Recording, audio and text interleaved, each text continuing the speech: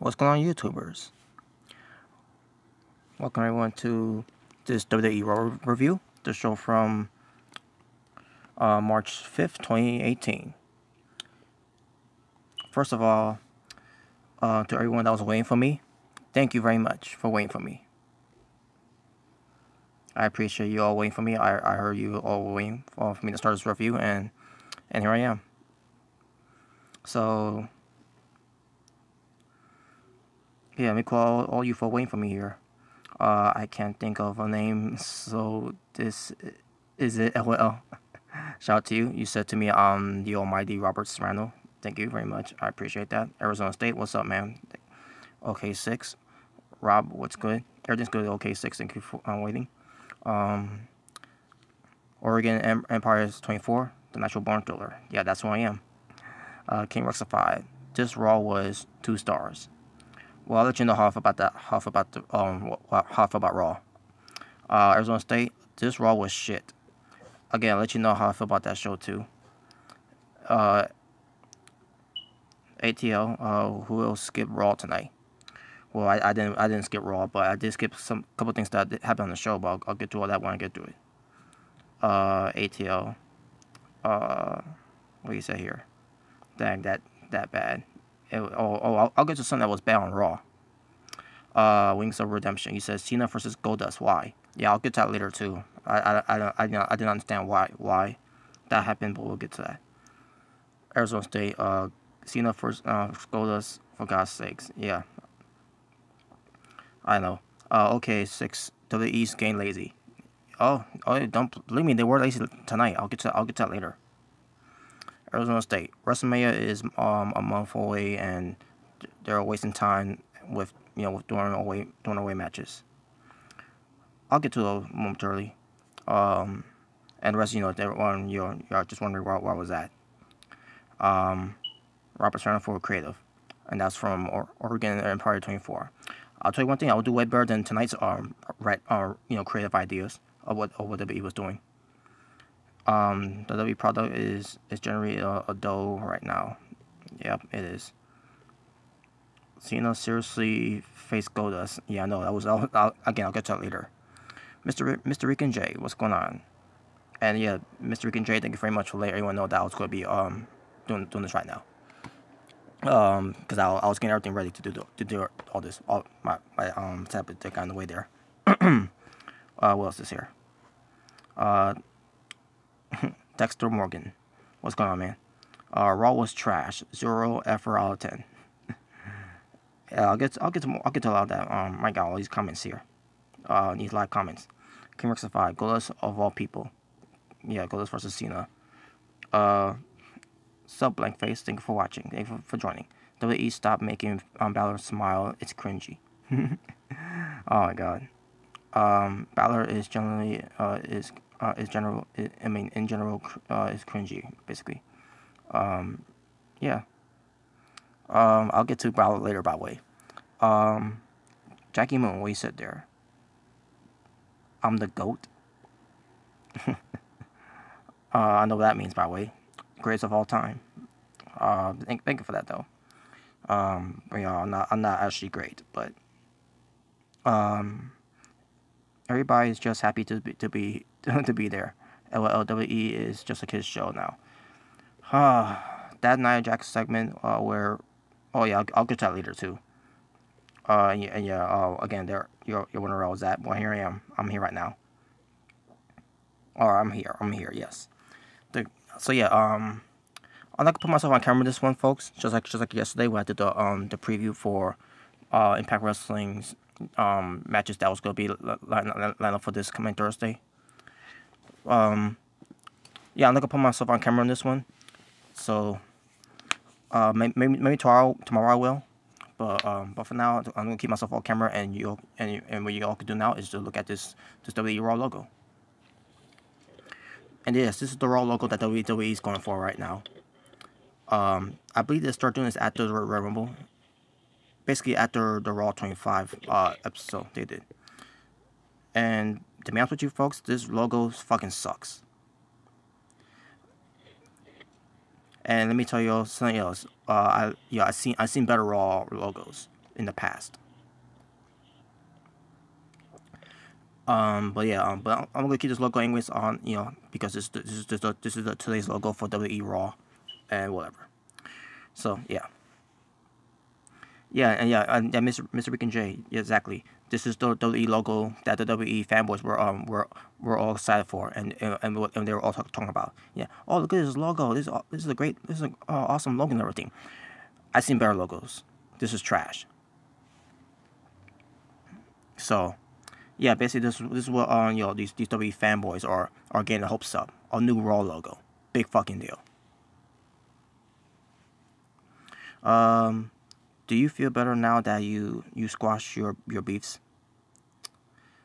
Oh, I mean with and basically Roman Hall Productions and Charlie Ranking. To be honest with you, I didn't want it to be a beef. To be honest, just to be honest with you. They wanted to make they made it as a beef. I was just fooling around when I was calling out Roman Hall Productions. Just to let you know about that Arizona State. Okay, 6. You said the product's trash. Yes, it is. Hey Gino, what's going on? How was weekend, Rob? It was alright. My weekend's alright. Thank you for asking though. Hope your weekend was too good too, and hope everyone else's weekend was also good too as well. So, where you said there, Arizona State? How come I can't add you on Facebook? Well, you can't add me on Facebook. Did you find my name? Yeah, it's Robert Serrano Jr. And on Facebook, excuse me, and on Facebook you can find me a picture of me back in 2013, with a shaved head, wearing a suit, and also I got the logo of WrestleMania when it comes to AJ Styles versus Shinsuke Nakamura. That's my Facebook profile. So that is basically that's all I got on Facebook right now. So yeah, when you get a chance, basically when you get a chance, Arizona State, try again. ATL, who's Roman Hall? Roman Hall is a fat piece of trash. That's all I gotta say. I'm just saying. Plus, you can also look up Roman Hall Production. You can also look him up. Just type in Roman Hall Revenge. I'm pretty sure he still got that YouTube channel.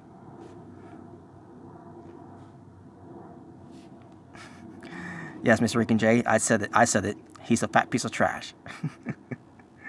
Arizona State won't let me click on it. Oh, really? Well, how about you tell me your Facebook? Tell me your Facebook, and I'll see what I can do about that. Maybe I'll try to add you instead, because I don't know. Because ever since this whole thing with me, Roman went down in the ugly way. I kept mine. Basically, wherever it comes to someone friending me or adding me, something like that, I basically wanted to put basically I basically you had to ask permission, or I don't know. I think I may have put it private. I don't remember what I did, but it is what it is. Okay, you say you're gonna send me a message on Facebook. Okay, yeah, and I'll check it out. I'll check it out when I get when I see it. But yeah, what's this? ATL, what is up there? Is he a wrestler or something? No, he's a YouTuber. He's a wrestling fan. So, all right. So, enough stalling. Let's get to this show. I'm gonna let you know how I feel about this show, folks. Once we get to it. So here we go. Just give me one moment. All right, here we go. So, WWE RAW. Basically, when it comes to the build-ups for WrestleMania, they were in Milwaukee, Wisconsin. You have Corey Graves, Michael Cole, and the sexual harasser, Jonathan Coachman. So yeah, some of you may not get that. I'm pretty sure y'all all got y'all pretty know. I'm pretty sure y'all know about what's going on with Jonathan Coachman right now, but I'm gonna leave it as that.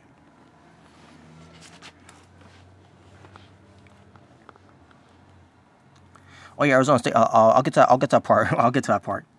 But it was ridiculous though. But I'll get to it. I'll get to it right now. So the show opened up. Yeah. Yeah. Coach. Basically, he's been accused from by someone from ESPN that he's basically he's been a lawsuit basically for sexual harassment. Arizona State, bring back Booker T. Okay. I'll see what I do with that. I'll see what I can do with that. No, I'm just kidding. But whatever. Booker T. Yeah, whatever. So, anyways, we get Kurt Angle coming out. We get the old usual WWE fanboys. These WWE bubble dwellers chanting, "You suck to Kurt Angle." So Kurt Angle comes out. He basically cuts a promo about what happened last week. The whole thing with the Authority. The whole thing with Ronda Rousey. And Kurt Angle's basically cutting a serious promo and everything. And all of a sudden, we get these crowds from being so disrespectful, chanting what to Kurt Angle. And I'm saying to myself, you fucking disrespectful motherfuckers. I mean, here's WWE trying to build up something about WrestleMania when it comes to Kurt Angle, Ronda Rousey, Triple H, and Stephanie McMahon. And I get it. Some people may not like that. And I'll be honest with you, I don't like it either. But at the same time, what the fuck? Will you stop with the fucking what chant? Stone Cold isn't there. Holy shit, man. And they did it earlier in the night too. I'll get to that later. I'm fucking sick and tired of these WWE fanboys always gotta be in the crowd chanting what all the time. Why? Shut the fuck up! And show some fucking respect to one of the greatest of all time in Kurt Angle.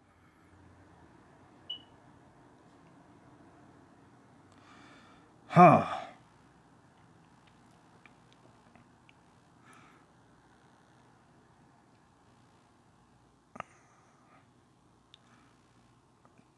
So anyways. So basically Kurt Angle calls out Triple H. But who do we get instead? We get none other than Stephanie McMahon and her fucking annoying theme song,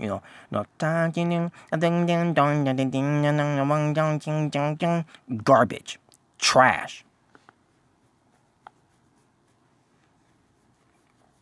So she comes out and she basically, says that, to Kurt Angle that Triple H is not here and blah, blah, blah, blah. And like, oh, great. Triple H is not here, because Kurt Angle he wants to get his hands on him and everything, and he couldn't even show up, right? So all of a sudden, Ronda Rousey shows up. Yes, Mr. Rick and Jay, I agree. Screeching McScam. And yes, this is it, LOL. I'm gonna use that as your short name because your name is way too long there. But yeah, this is it, LOL. Stephanie is trash. I agree. She is trash. Arizona State, I agree. Stephanie trash on the mic, but at least she is decent looking. Fuck that. Rachel McAdams looks more attractive than Stephanie McMahon.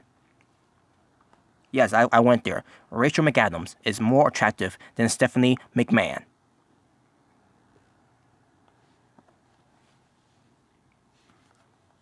So anyways, also Ronda Rousey shows up, and she's cutting a promo. And I thought she did a good promo. She cut a very good promo tonight. I would say that she cut a good promo. And basically, she talks about what happened with last week with Kurt Angle and again with the Authority and that. So then all of a sudden, they decided Stephanie McMahon basically let Ronda Rousey know who she wants to wrestle at WrestleMania. Basically, I'm just gonna cut to the chase here. So Ronda Rousey was gonna choose who basically she has to choose whoever wants to choose to wrestle at WrestleMania. And they went for a drum roll, right? And then Ronda Rousey immediately just said Stephanie McMahon. Basically, it was a botch, like Arizona State said there. Yeah, I agree. It was a botch. It was indeed a botch there. I'm like, wow, what the fuck? They couldn't, Ronda Rousey couldn't wait until the drum roll to play first. Oh man, it was ridiculous. Mr. Rick and J. Rachel is beautiful for sure. I'll agree. Perhaps yeah. Um, Mandy Rose hottest in the WWE today. Yeah, I agree. She is. Ronda's my skills weak. Well, we all know she's not the best talker, but I thought she did good tonight when it comes to her promo. The problem is, the one promo I had was that she botched the spot where we're supposed to hear the drum roll first before we get to hear her answer or who she wants to wrestle. So basically, when as soon as that was announced by Ronda Rousey that she wants to face Stephanie McMahon, all of a sudden Triple H comes out. And I see myself, wait a minute, I thought Triple H wasn't here. And then Kurt Angle calls out Triple H basically Triple H on Stephanie's bullshit by saying, wait a minute, I thought Triple H wasn't here tonight and everything. And so basically, Kurt Angle decides to say, that Stephanie McMahon may be an executive. I don't remember what her position is in WWE, but also said that she's also a talent when it comes to being a wrestler. Which probably Stephanie McMahon is not a real wrestler. And basically, Kurt Angle makes the match between Ronda Rousey versus Stephanie McMahon. But then Triple H, excuse me. But then Kurt Angle decided to make it a mixed tag team match, just basically, where it's gonna be Kurt Angle and Ronda Rousey versus Triple H and Stephanie McMahon. So basically, they authorities were going to leave, and then Triple H was going to try to punch him again like last week. But this time, Kurt Angle got the best of him this time and attack, and basically Triple H and Kurt Angle starts fighting. Ronda Rousey at one point tried to go after Triple H, and all of a sudden Stephanie McMahon attacks Ronda Rousey from behind. And Stephanie McMahon was hopping up and down all that like see myself Stephanie McMahon hopping down because she hit Ronda Rousey from the back. Garbage. But then also Stephanie McMahon runs out of the ring and runs into the crowd because Ronda Rousey was going to go after her and everything. Ronda gets back in the ring. Kurt Angle and Triple H continues to fight. And then all of a sudden Triple H gets in the ankle lock. All of a sudden Stephanie McMahon gets Triple H out of the ring. Then we get Stephanie McMahon getting caught by Ronda Rousey. Ronda Rousey gets Stephanie into the ring. And then Ronda Rousey goes for the most awkward Samoan drop I've ever seen Ronda Rousey ever did to Stephanie McMahon. Now I thought when Ronda Rousey has Stephanie McMahon on her shoulders, I thought Ronda Rousey was going to do like a net 5. But she didn't go for the F5. Instead, she went for a weird ass Samoan drop, which I thought was I like, okay, whatever. Arizona State. Yes, Stephanie McMahon was a women's champion during the Attitude Era, which by the way, during her run as being the women's champion, garbage. Because she never defended the title. So yeah, Stephanie McMahon, even being the women's champion, even being in, basically having Stephanie McMahon's name in that women's championship title belt, that alone, garbage. Basically, they just at the time back then they just devalued that WWE Women's Championship title at the time. So, anyways, yeah, and that was the segment. And also Kurt Angle, Ronda Rousey stands tall. And Angle's music's play. And by the way, I kind of wish they could have played Ronda Rousey's music, because as soon as they play Kurt Angle's music, all of a sudden we get these WWE fanboys once again in the crowds chanting, "You suck." And I see myself. Now you also saw a cool moment there in the ring where Kurt Angle and Ronda Rousey got the best of Triple H and Stephanie McMahon, and you decide to go back to your bubble dwellers mode by saying you suck to Kurt Angle. Fucking bullshit. These fucking fans, I fucking hate these WWE fans. But whatever. Arizona State, they need a special guest referee for that match. I would prefer The Rock, by the way. The Rock will be a great referee for that match. But whatever. Mickie James, hot? Yes, she is.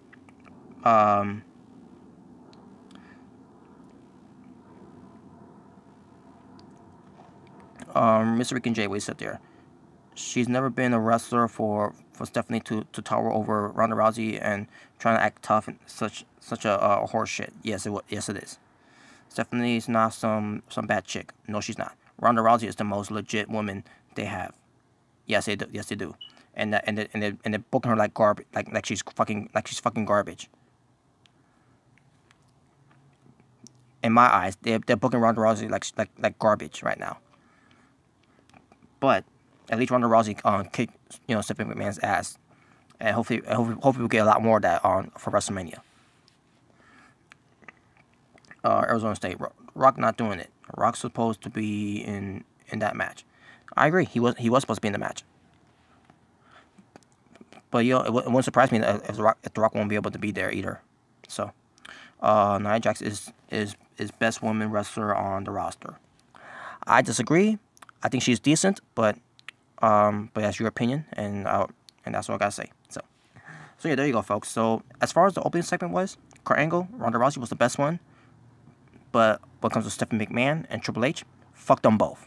They both are fucking garbage. Arizona State, she's most believable. No, actually, Ronda Rousey is more believable. But now that she's on the Raw roster, she's more believable now. Nia Jax to me is not believable because she's not basically she's not being really carrying herself like a monster. I mean, she has some moments, but other than that, not else. Because WWE failed to showcase that Nia Jax can be a monster. I mean, do I have to bring up Nia Jax and Enzo Amore thing with them being in love?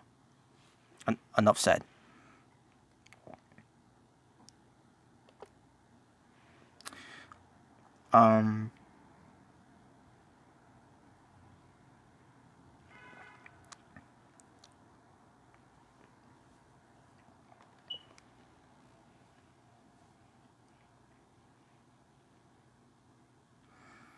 You really Arizona State, you got to bring up the match that the fight that she had from UFC. I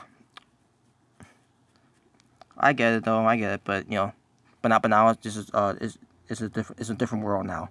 That's the MMA world. Now this is the wrestling world, and obviously it's a big difference there. But but I get you though.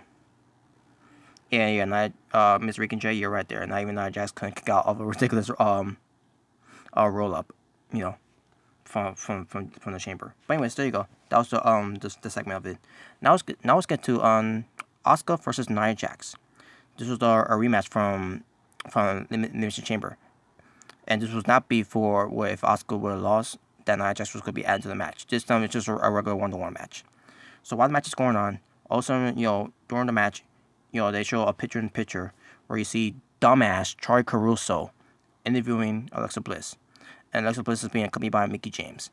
Basically, Alexa Bliss talks about how Nia Jax is going to end the interview streak of Asuka and then she's going to put her into the hospital and blah, blah, blah. Whatever. I didn't care for the interview. All I care about is to see the match. So the match continues on. At one point, they went to a commercial break. They came back from a commercial break, and then also Nia Jax's By the way, I think the point is out. I don't know if any of you noticed it, but Nia Jax went for a backbreaker, right?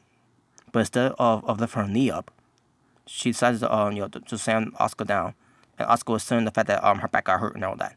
Now I think Nia Jax was supposed to do a backbreaker, but she may have forgot to lift her knee up to the back to hit the back area of Asuka. To me, I thought that was a botch. I don't know if any of y'all seen that, but I seen that like, wait a minute, what just happened there? And on top of it, Nia Jax didn't even try to feed into the moves that Asuka was doing to her, which I fucking hate when these WWE women's wrestlers doing this to Asuka. Like, what the fuck, man? Now I understand Asuka, is she's just a strong style type of woman and all that, but come on, it's not that. Oh, whatever. Also, I want to point out that Corey Graves on commentary saying that Asuka went for an octopus stretch, and I say to myself, no, that's not an octopus stretch. I know what that move is. That's a move that AJ Lee once did. I think it was called the Black Widow. Yeah, it was not. It was not. Basic. Corey Graves said to sound commentary is it was the octopus stretch. That's not. That's not an octopus stretch. I know what an octopus stretch looks like. I've seen Ty Jerry do that many times before. Mr. Rican J. Yep, Black Widow. Yeah. Okay. Thank you. Yeah, it was. Yeah, the move on that AJ Lee once did. It was the Black Widow, and that's what Oscar did on Nia Jax on on that night. In that match. So.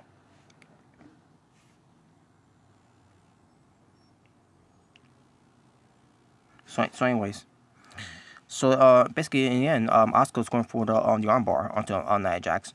Nia Jax is trying to get out of it. She's slamming Oscar on down. Also, Oscar gets in a triangle choke, basically still holding onto the submission onto Nia Jax. Nia Jax tried to slam her onto the turnbuckle. Actually she did like numerous of times. Oscar still won't let go, and then Nia Jax falls down, and Oscar still got on the hold locked in, but this time going back to the armbar, and Nia Jax goes to tap out. So your winner, Oscar. Still undefeated, and there you go. After the match, also we see Nia Jax getting up, and she leaves disappointing, and you get the some fans give her a standing ovation. Obviously Nia Jax is doing something right there. So yeah, Nia Jax once again she couldn't beat the undefeated Oscar, which I'm glad she didn't. But I like Nia Jax though. And there's another thing. So like Nia Jax, basically someone like Nia Jax, doesn't have a problem getting over with today's fans right now. But someone like Roman Reigns is having that problem, and the reason I bring that up is because Nia Jax and Roman Reigns are cousins, and how's it that someone like Nia Jax gets a more popularity fan base more than Roman Reigns?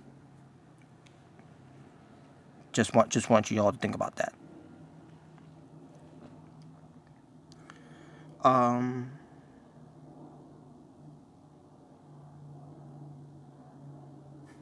Exactly, Mr. Rican J. For Nia Jax to be more over than Roman Reigns, yep, he's got a problem. He sure does. But other than that, well, I'll get to more about Nia Jax later. So. Now we get to the Revival versus the Bar in a non-title match. If the Revival beats the Bar, then they'll get an opportunity for the Raw Tag Team Championships at WrestleMania. And when it comes to this, folks, I hate when WWE does this. If you beat the champion, then you get an opportunity against the champion. I like saying to myself, what? I legitimately like saying to myself, I mean. Every time Michael Cole says that, if the Revival beats the Raw Tag Team Champions, then they'll get an opportunity. They'll get an opportunity against the Raw Tag Team Champions, for the tag team titles. Like what? Are you fucking kidding me? Why the fuck do they keep saying that? Do they not think how stupid that sounds? Holy shit, man. How about this, WWE? How about you have a normal contendership match with the Revival against another tag team, and the winner of that match gets to face the Bar at WrestleMania? How about that? Holy shit, man! I hate the booking of that. But anyways, so basically we get to the Bar. We get to the Bar versus the Revival. By the way, the Revival are Scott Dawson and Dax Wilder. The Bar is Cesaro and Sheamus. But basically, folks. As I'm looking at this match and everything, I see the Revival in the ring already, and I see myself, wait a minute, they're in the ring? Oh no, that means they're gonna lose. And then also we get to the Bar out there. Like, okay, so two of my favorite tag teams right now on Raw are gonna go up against each other here, and we'll see how it turns out. And I thought it was a good match. And I think to myself, okay, so they're basically trying to protect the Bar here, or they could have lost, but they also at the same time protected the Revival, where they could have won, but instead the Bar got the Bar basically outsmarted them in this match. So yeah, in the end, the Bar ends up winning with Cesaro going from the neutralizer onto Scott Dawson.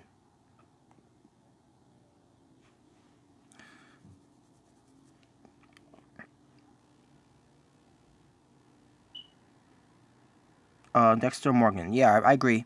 The revival deserves better. Unfortunately, they really do. Raw Tag Team Division is unwatchable. Arizona State. Okay. But yeah, I agree because there's not enough tag team on the show. I kind of understand what you're saying there. Um, Arizona State. Then again, so is SmackDown. Again, yeah, I agree. Again, there's not enough tag teams on both shows. And even if there is, WWE doesn't even utilize them. They don't do anything with them. That's the fucking problem. Arizona State Revival can't recover from Raw 25 burial. Yeah, I agree. I did not like the burial that the Revival had from Raw 25, and because of that, they come out there and and the crowds don't react to them that much, and it fucking sucks because these are one of my favorite tag teams coming out of NXT, and the way the WWE handled the Revival, just because they got one of them got hurt, back in 2017, and then the other guy got hurt. And all of a sudden, this man decided, yeah, we're not going to do anything with them. Fucking bullshit. Arizona State. Finn buried them. No, Finn Balor didn't bury them. It was fucking DX. Triple Ego with his Triple Ego golden shovel. Think about it, Triple H. Triple H who's in charge of NXT. Bury one of his guys from NXT. Same thing he did. The same guy he buried. The same guy who buried Jason Jordan, who came from NXT.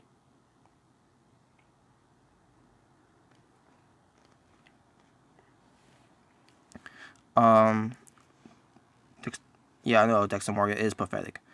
Gino, you said I want Asuka to go from SmackDown on title and Nia Jax, Bayley, and Sasha Banks for the Raw Women's title. Well, I'll get to more of that later. What WWE's going to be doing with that one. But I kind of like your idea with Asuka going to SmackDown. Arizona State. I agree. She is better off on SmackDown. Yeah, I agree. I agree. Arizona State. Asuka needs to go to SmackDown. There's nothing for her to do on Raw now. I mean, other than her being the Raw Women's Champion. But other than that, there's nothing else for her to do there. She's done all she can on Raw. So, I won't be mad if she goes to SmackDown. It'll be more exciting for her to be on SmackDown. Arizona State, SmackDown, I would say. Oh, don't sound like Wormhole Productions now. Don't you go there now. I might take a trip to Arizona and find you, so I can lay SmackDown on you. I'm just saying. Mr. Rick and Jay, what you said there. They need to take that bill off Alexa Bliss at some point. Oh, I'll get to that later, by the way. I'm gonna get to that. About what WWE's going to be doing when it comes to Alexa Bliss. And yeah, I agree. They need to get that belt off Alexa Bliss. She's fucking trash. I'm not saying what comes to her being a character. I'm not saying with her promos. I'm not saying with her of her personality. It's her wrestling. It's what I think is trash.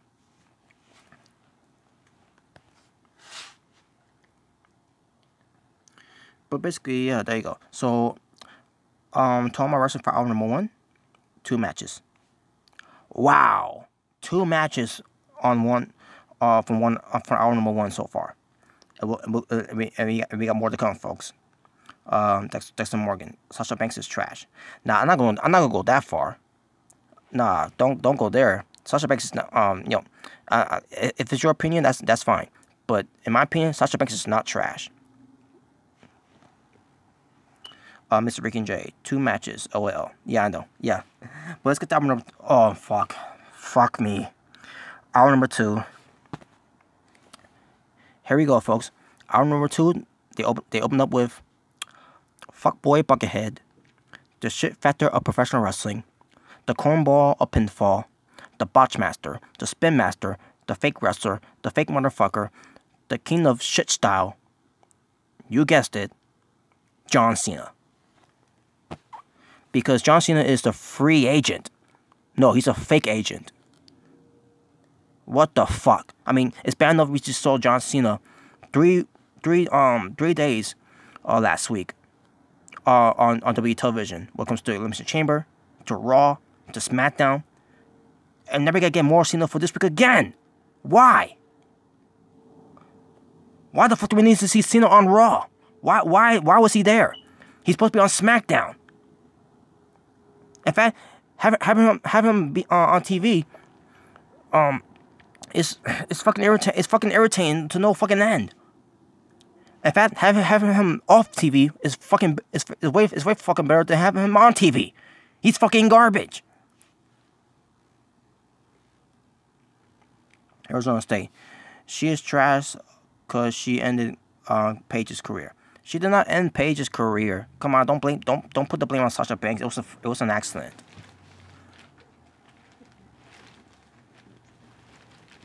Arizona State. His promo kind of sounded heelish.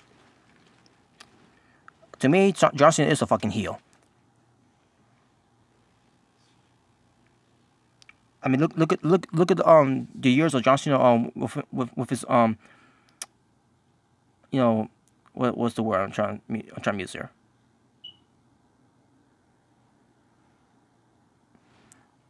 No, actually, not what comes from actually not what I'm trying to think about the promo. Damn it, whatever. I'll come up later. But anyways, Dexter Morgan. Cena ain't that bad, man. He is bad. He's bad for the fucking business. Don't sell yourself short. Don't tell me that John Cena ain't that bad. Yes, he is. He's bad in the ring. He's bad when it comes to charisma. Which, by the way, he has zero charisma. This guy is bad. Cena even denied that the fact that he holds people back. Yep, you're right about that, Big D. You're right about that. Gino, you said if Asuka wins the SmackDown Women's title, that means Carmella will have failed cash in. I don't know about that. Well, actually, Carmella not cashing in will be better. And plus, WWE has done much with Carmella anyway, so I think Cena makes the show better. But even I'd agree, it's too much. No, Cena doesn't make anything better. Fuck that. Free agent meaning you're not on the WWE roster.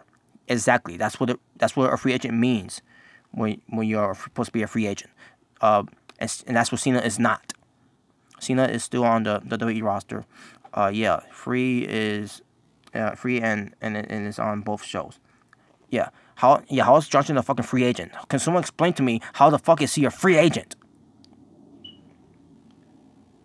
This is fucking garbage.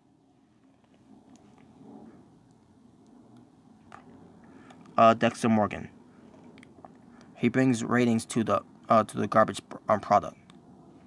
Oh, you mean the same ratings that chase away so many millions of viewers in the past?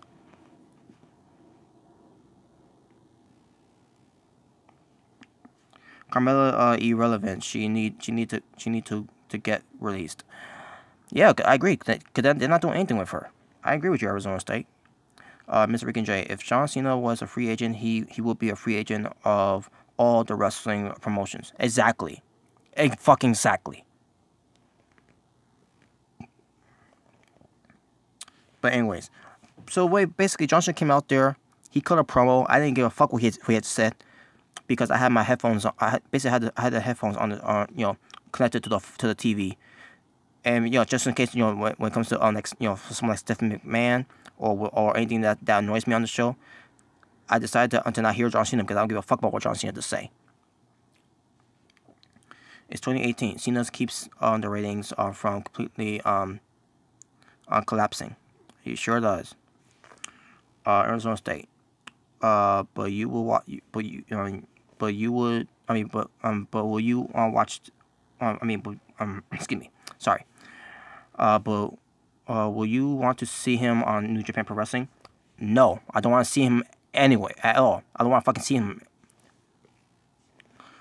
We want to see him on Ring of Honor again. No, don't want to see him at all. Don't want to see him. Period.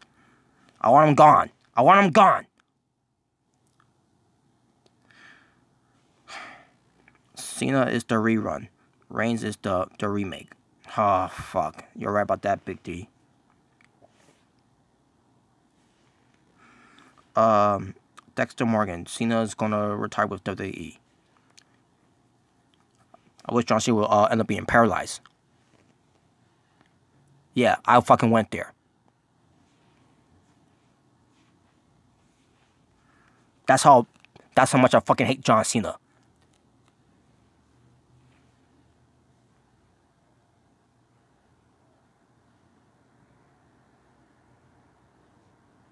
So anyways, so all of a sudden Goldust comes out. And I say to myself, what the fuck is this here? Why the hell is Goldust coming out here?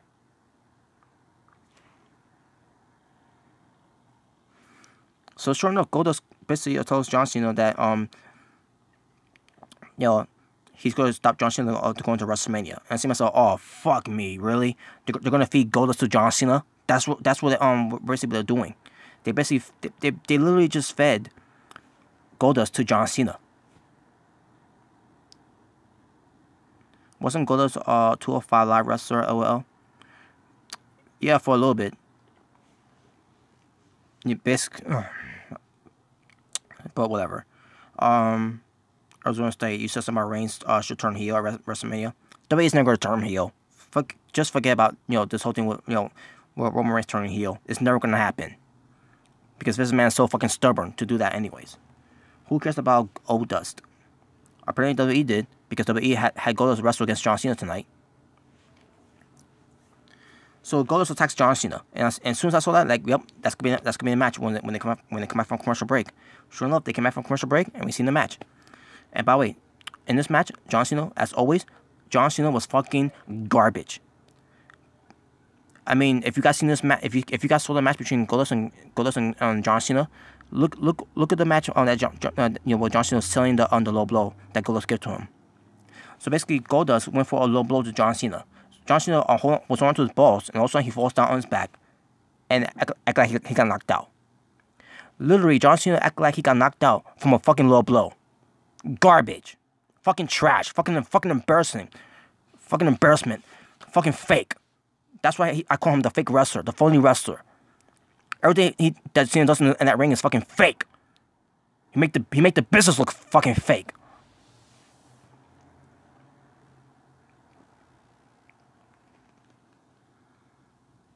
John Cena buried Goldust tonight. Moving on.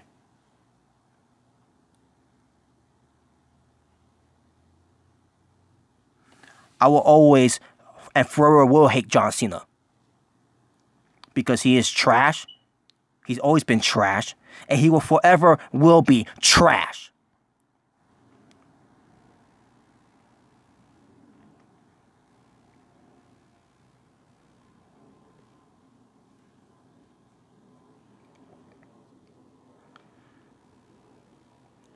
Miss Rick and Jay. Didn't know a female can walk up to me, kick me in the balls, and knock me out. I know, right? Dude's in great shape though. Yeah, I'll give him credit with that. John Cena is in incredible shape because taking Flintstone vitamins. Technically, can Omega make the business look fake when he wrestles kids and blow up dolls? Really? You gonna go there with Kenny Omega? Who cares about what Kenny Omega did with the blow up dolls and wrestling a kid?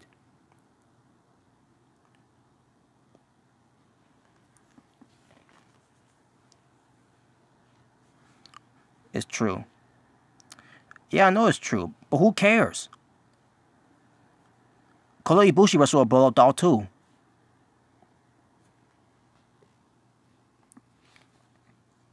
Who's Kenny Omega? The cleaner Kenny Omega from New Japan Pro Wrestling.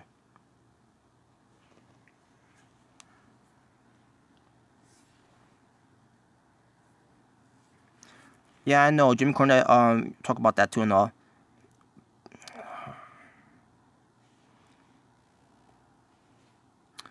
Didn't JBL wrestle a dinosaur? LOL. I don't remember. And also, fuck JBL. Never heard of it. Never heard of it. What do you mean never heard of it?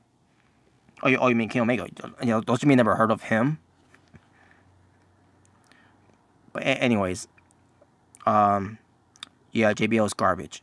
Yeah, Arizona State. Yeah, New Japan Wrestling. Yeah, yes, New Japan Pro Wrestling, the best wrestling organizations that that has to offer. Excuse me. Anyways, moving on. So we get Kurt Angle backstage, in his office, and Eli shows, walks up to him and all that, and he basically tried to convince Kurt Angle to cancel the match because of this match that Eli is going to be having against Braun Strowman. It's called, basically called the Sympathy of Destruction, and it's going to be about, basically using instruments. So Kurt Angle basically says, that the match is still going to happen, and it's going to be false count anywhere match for that. Basically, false count anywhere rules in this match, basically. And we'll get to that later, by the way. Next we get to dumbass Troy Caruso interviewing Bayley, because the whole thing with Bayley, basically leaving Sasha Banks high and dry last week on Raw when it comes to the 6-women's tag team match. And I see myself, okay, so why couldn't they do this last week? Why couldn't dumbass Troy Caruso interview Bayley last week? They had plenty of time to have Bayley be interviewed by dumbass Troy Caruso about that last week, and they decided to wait a week later to do this. Whatever. So Bayley basically talks about how Sasha Banks was portrayed her at the Royal Rumble and at the Elimination Chamber and all that. And, like, it's every woman for themselves. Who cares? Like why is this even happening? Why is the segment even happening?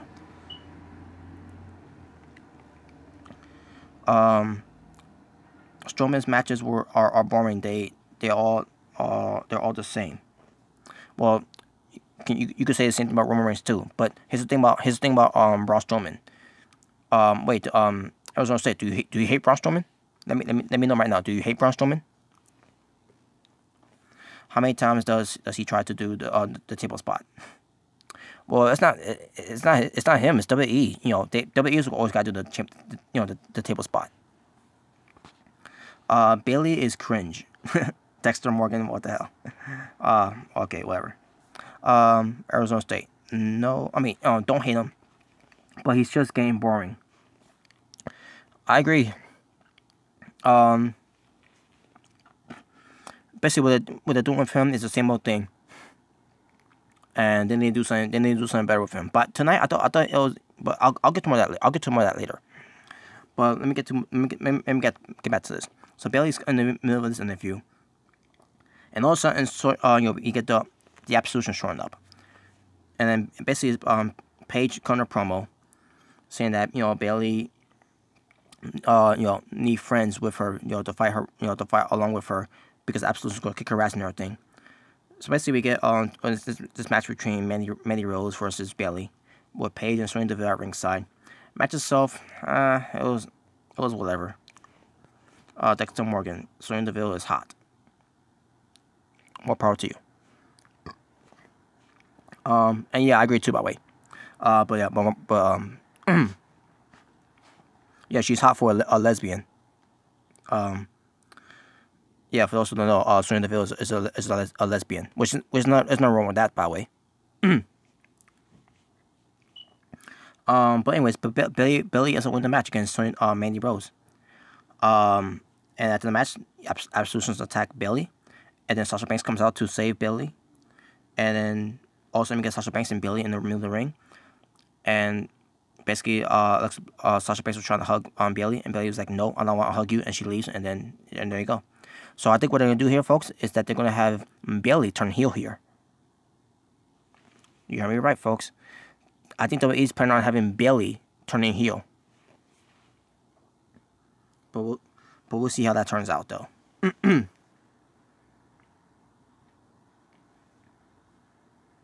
Alright, before we move on to what happened next, WWE, they did something about Women's History Month. And I can't remember who it was that they were talking about when it comes to honoring this woman for Women's History Month. Basically, this woman has something to do with that's basically what comes to the Special Olympics. and maybe bring it up. Maybe try to find her.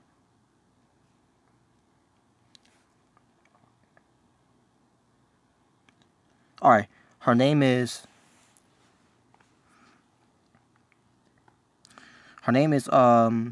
Eunice Kennedy Shriver, who's basically, in fact, let me show you a picture. I'm gonna show you a picture of her, folks,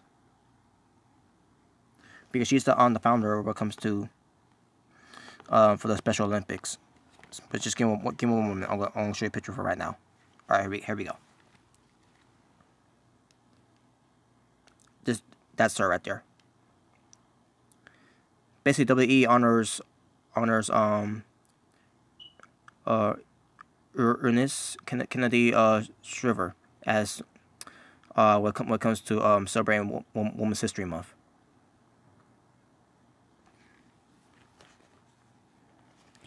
Sonya Deville is gay. Yeah, Dexter Morgan. Yes, she is gay. She openly admitted it. I believe I can't remember when she did, but yeah, she openly admitted that she's gay. Mr. Rican J, what you said there? Oh, you're talking to Arizona State? Okay. Dexter Morgan. China is a legend. You know, if anything, WWE should did Women's History Month for, you know, when it comes to honoring China instead, you know. But whatever. Arizona State. So what? That was after Triple H destroyed her emotionally.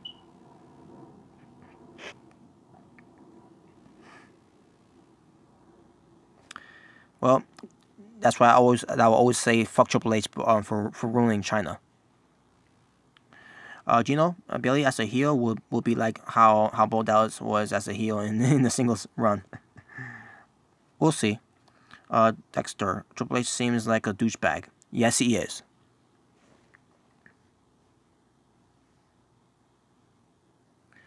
All right, folks. Now let's get to this segment here. So Nia Jax is at the trainer's room. She's icing. She got the ice.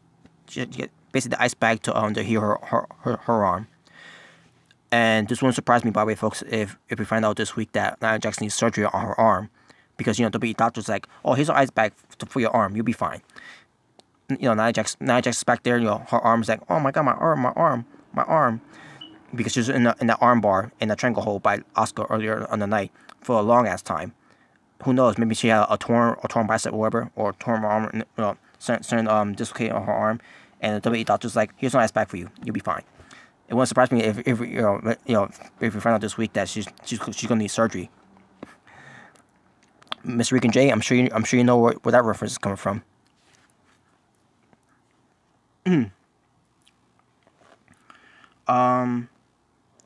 Triple H's worst actor was singing Nakamura to the, was signing W. Wait a minute, what you said there? Oh, you said Triple H's worst act was signing Nakamura to WWE. No, it was the best thing going for Nakamura,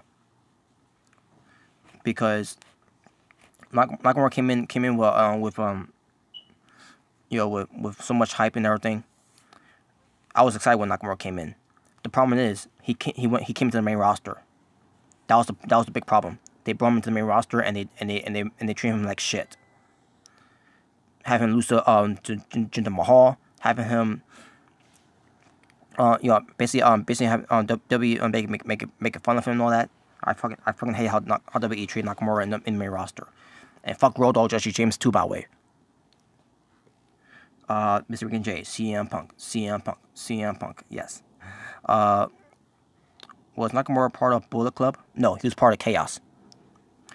Nakamura was the leader of Chaos in New Japan Pro Wrestling, and he was and it was Chaos versus Bullet Club during that time. Jinder Mahal is awful. Dexter, I agree. Jinder Mahal went 0 to 100 real quick. Nakamura was the leader of Chaos. Yeah, here, Gino, you're right. You're right about that. Arizona State. then go. I mean, then back to zero. Just as quick. Yeah. Do you think Mahal's on steroids? Yes, I do.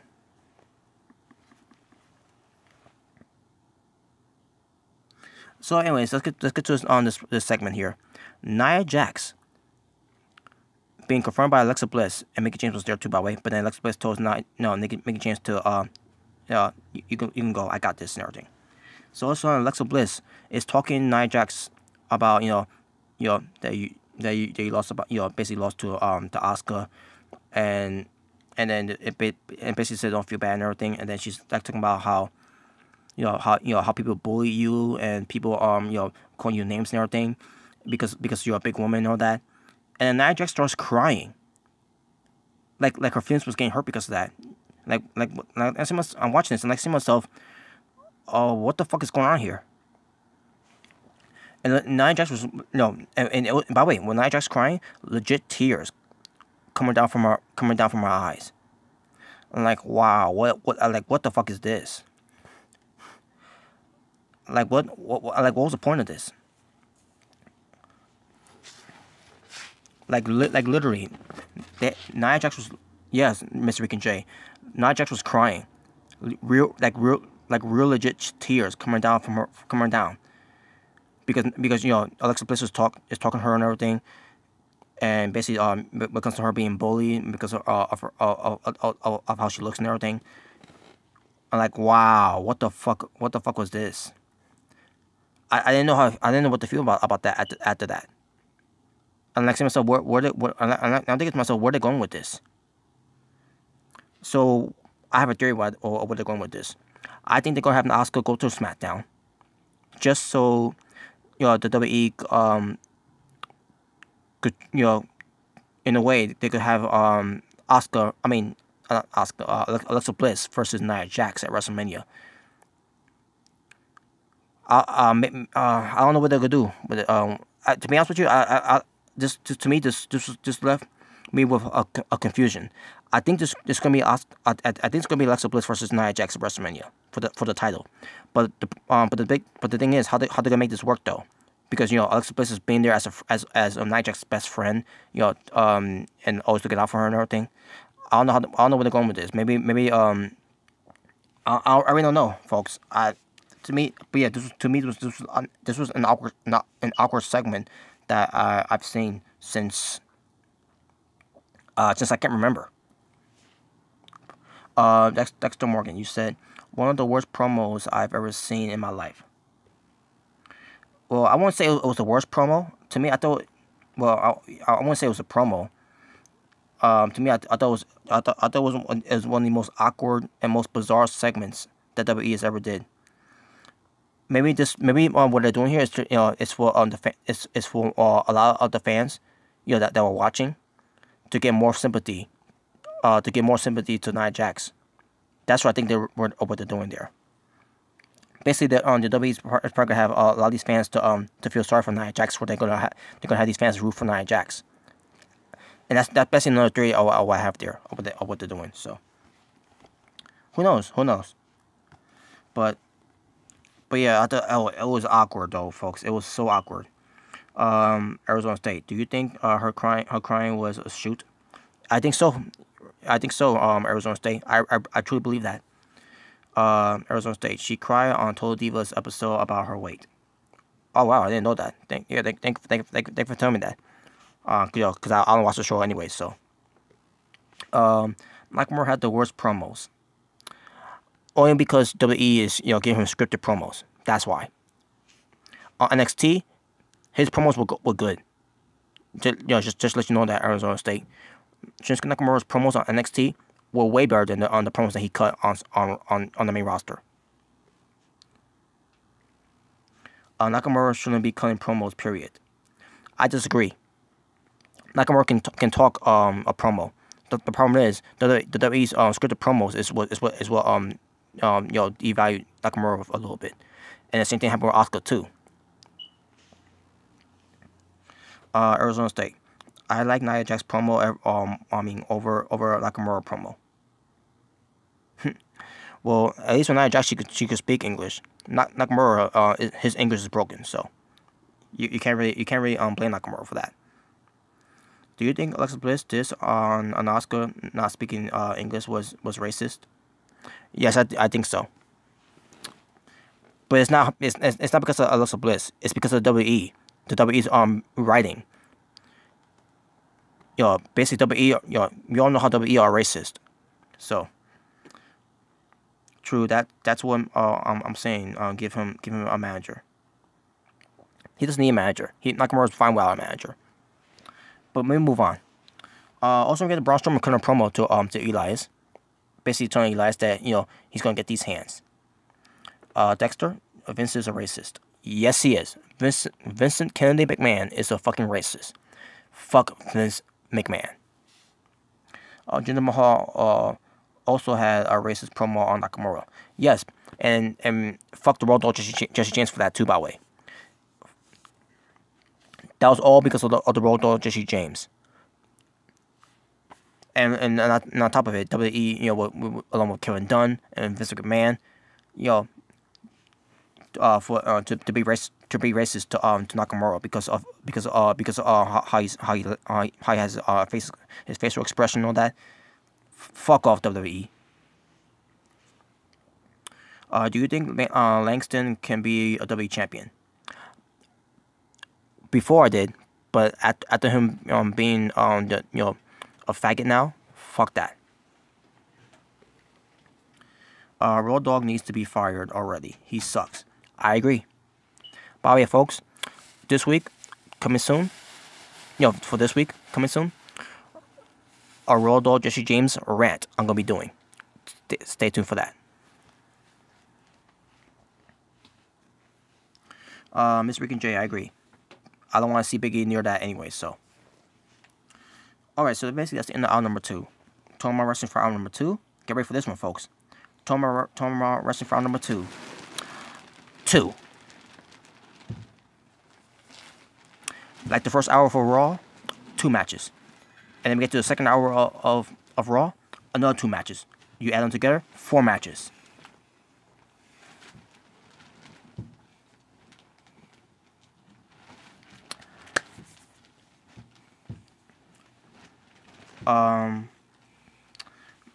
Arizona State. Who writes Raw? That person is nearly as bad as Road Dogg. Raw has a better roster and it's almost a bad show. I wish I knew. Who's running Raw. But you know what? It wouldn't surprise me if it's Vince McMahon. Raw is too damn long. I know. I agree. I could see him be a champion if he leaves New Day and gets a decent gimmick.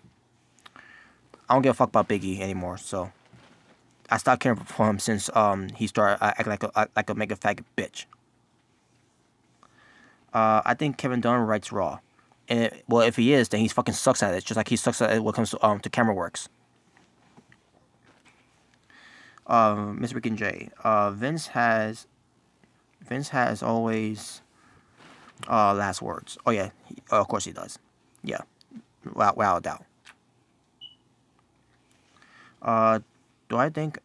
I don't think Vince. I don't think it's Vince. He has too much going on at this point. Well, to be honest, maybe not.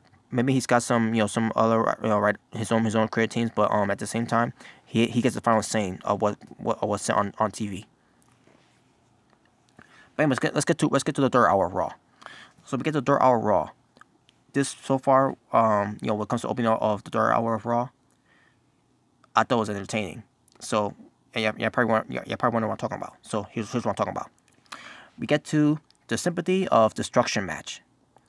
So you have guitars on the stage, a piano on the stage. You even have a drum set on the stage. Obviously, it was going to be Braun Strowman versus Elias. And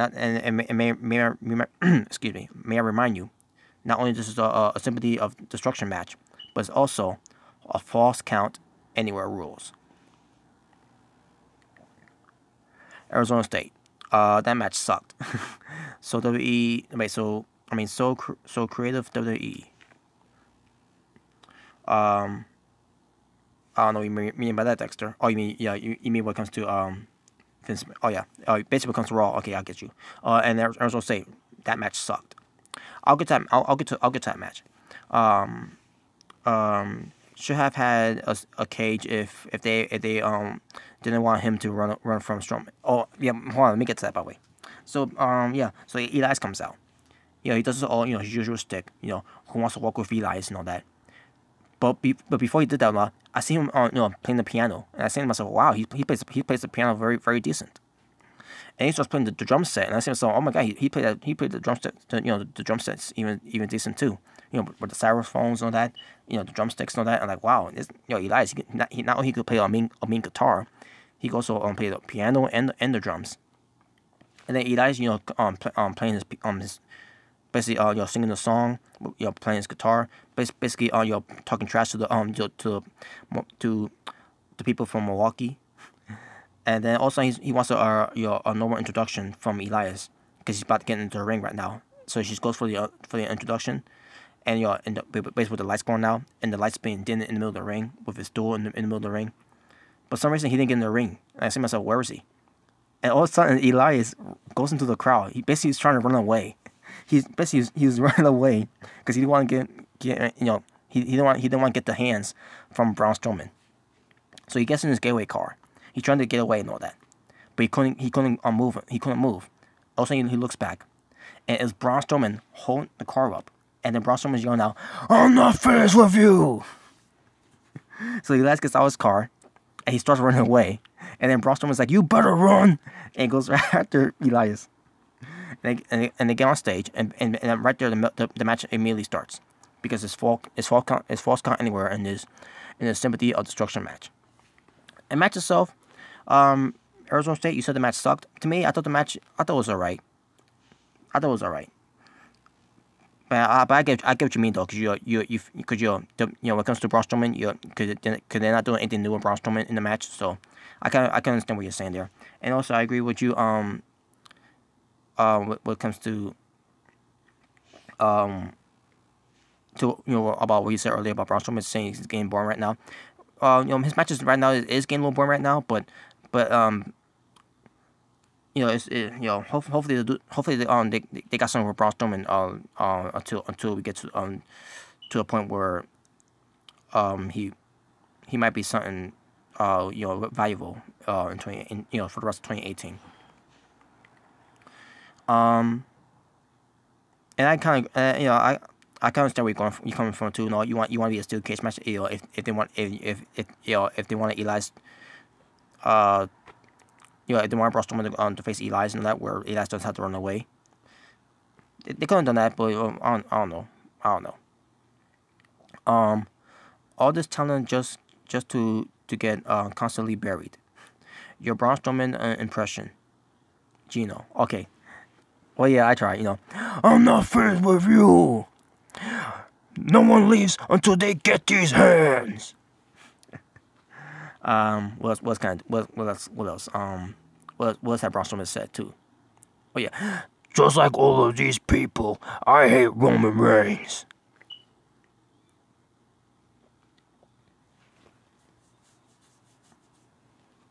Do a Nakamura impression. Oh, hold on a second.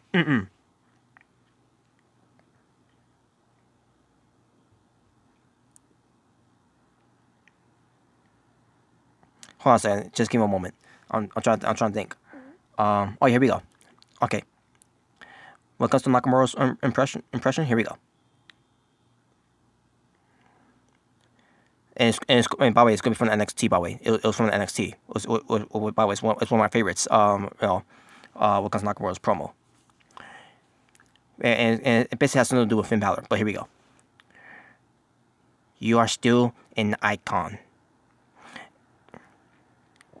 And if I want to be the NXT champion, I have to beat Icon. I have to beat you.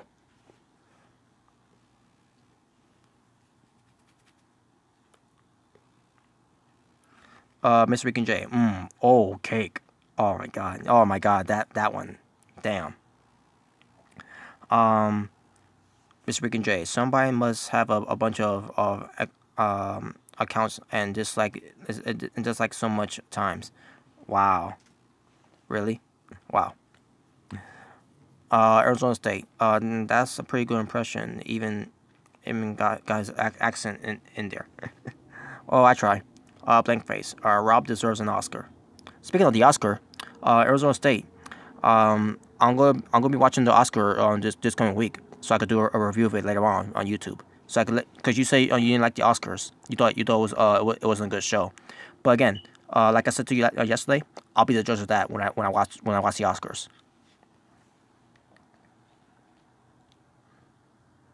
Okay, Arizona State. But yeah, again, I'm gonna catch the Oscars this week, and I'll let you know how I feel about the Oscars. So anyways, so back to the match. So basically, I thought it was a match. The match was alright, but then also we get to the weapons. So Braun Strowman gets the base and slams it onto Elias like he did before. Basically 2 months ago.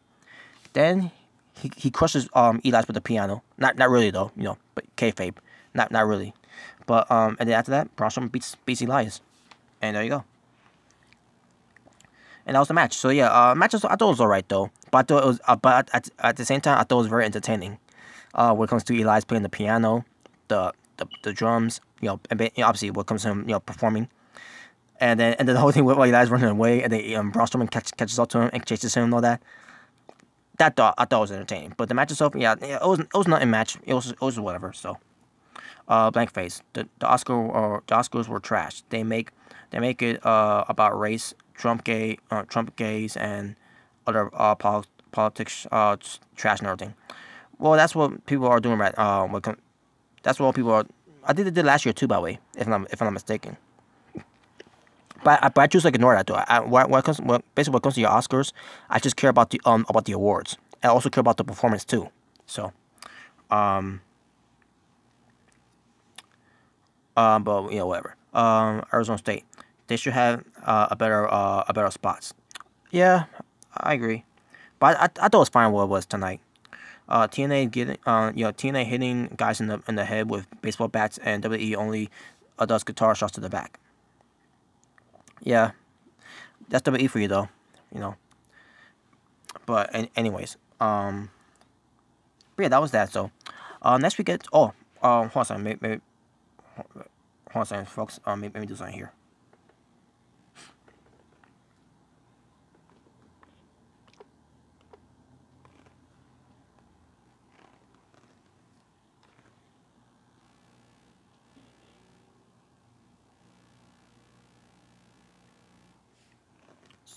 So, folks, the WWE announced something that's gonna happen on April.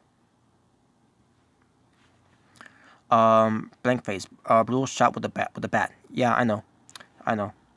It was brutal. Do a Vince McMahon "you're fired" impression. Oh, okay. Arizona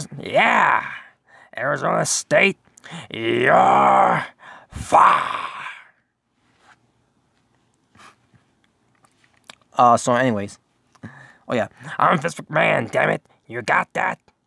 Now damn it, kiss my ass. You ruined it, damn it. You ruined it. It was me, Austin. It was me all along. Because, Austin, there is no chance in hell of you becoming the WWF champion at WrestleMania. Not a chance in hell.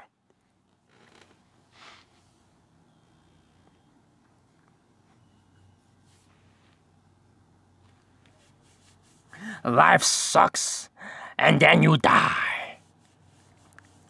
Yeah, Shawn Michaels, rip it off. He's a sexy boy. Take it off, Shawn. Yeah, Draws. Come on, he's gonna puke. He's gonna puke. Welcome everyone to Monday Night Raw. And welcome to WrestleMania.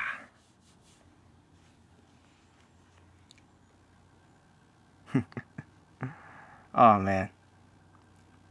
Thank you guys. Thank you guys. By the way. So yeah, back to this. So, oh, what about Mankind? Well, I remember I did a Mankind impression before when I was when I was very little. I don't know if I can still do it though, but let me try. Let me try right now before I move on to what's on the screen here. But here we go. On the seventh day, God created mankind. I was just having a bad day. I can't remember what else he said there when it comes to mankind, but the time has come for I can't remember what he said. It's been a while since mankind's promo that he cut a long time ago, but basically I'm gonna try to do this.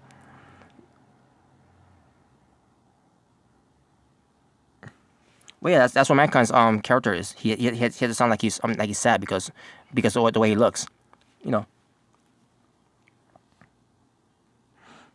I was having just a bad day.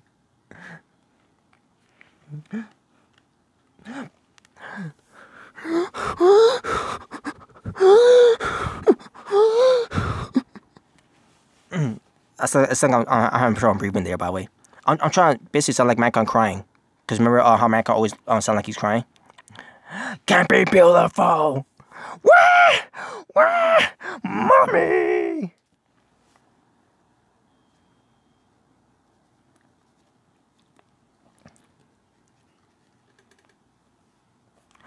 Ow! Have a little mercy.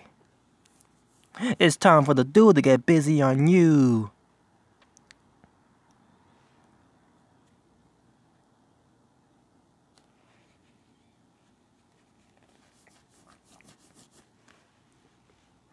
Alright, but enough of that. Enough of that now. Oh yeah. Have a nice day.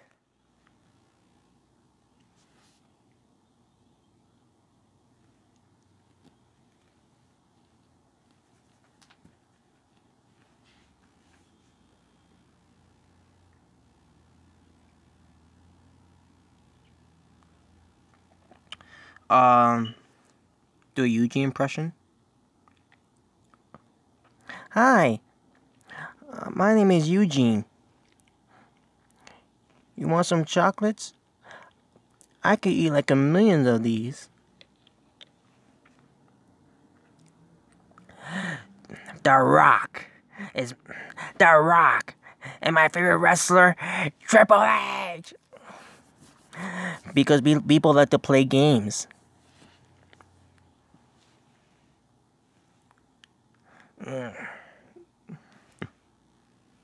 Oh man, wasn't that a great character by the way, Eugene?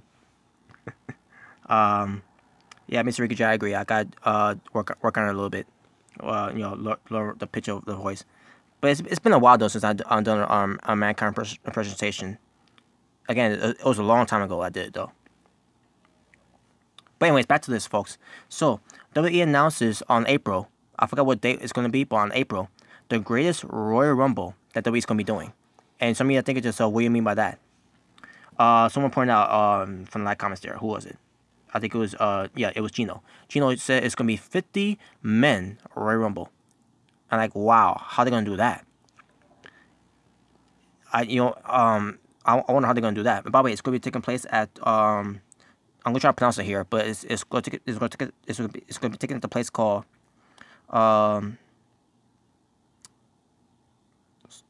Soyudi Arbia. I think that's the place they're gonna be at, but that's basically what that's where the announcement took place at. I don't know how to say it though, but it's spelled Saudi R. Oh, excuse me. I meant to say Arabia. Basically, some country that's yeah. But yeah, Miss Ricky J, you're right. You heard me right. 50 men. It's going to include guys like Triple H, John Cena, Roman Reigns, Finn Balor, Seth Rollins, Shinsuke Nakamura. I think they mentioned AJ Styles, if I'm not mistaken. I don't know, but But anyways, yeah, that's what that's what they're gonna be doing. It's like I don't think it's gonna be for your opportunity for the championship title. I think it's just to be a part of.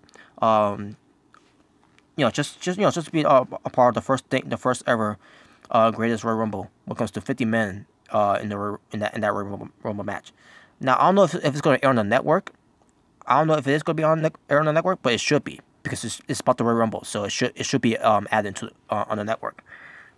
So we'll see how what comes. We'll get more of that information when we get to it though. But other than that, yeah, I can't wait for it though. It's gonna be one of the biggest Royal Rumbles of all time.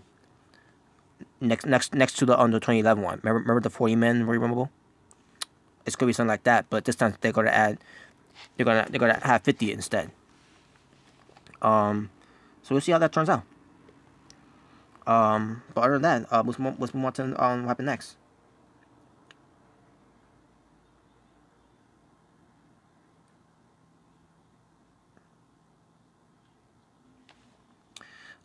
Folks, before I move on, I think I'm missing a note here. Just give me one moment. I'm missing a note here. Okay, hold on a second. I could swear I had a note here somewhere. You know, just to bring something up. I know I'm forgetting one thing that I need to mention.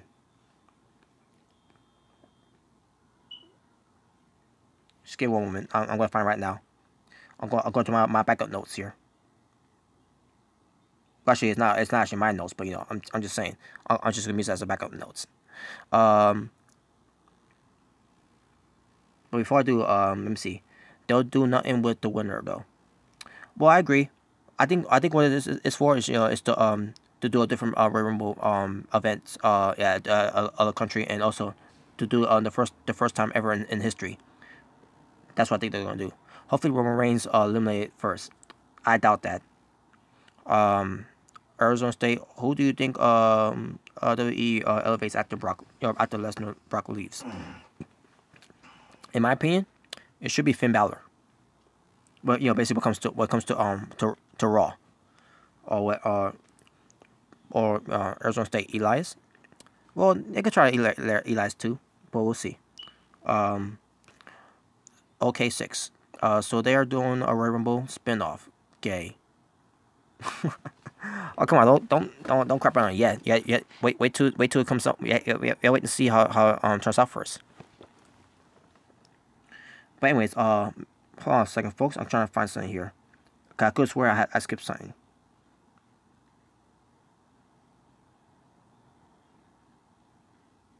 Just give me one moment.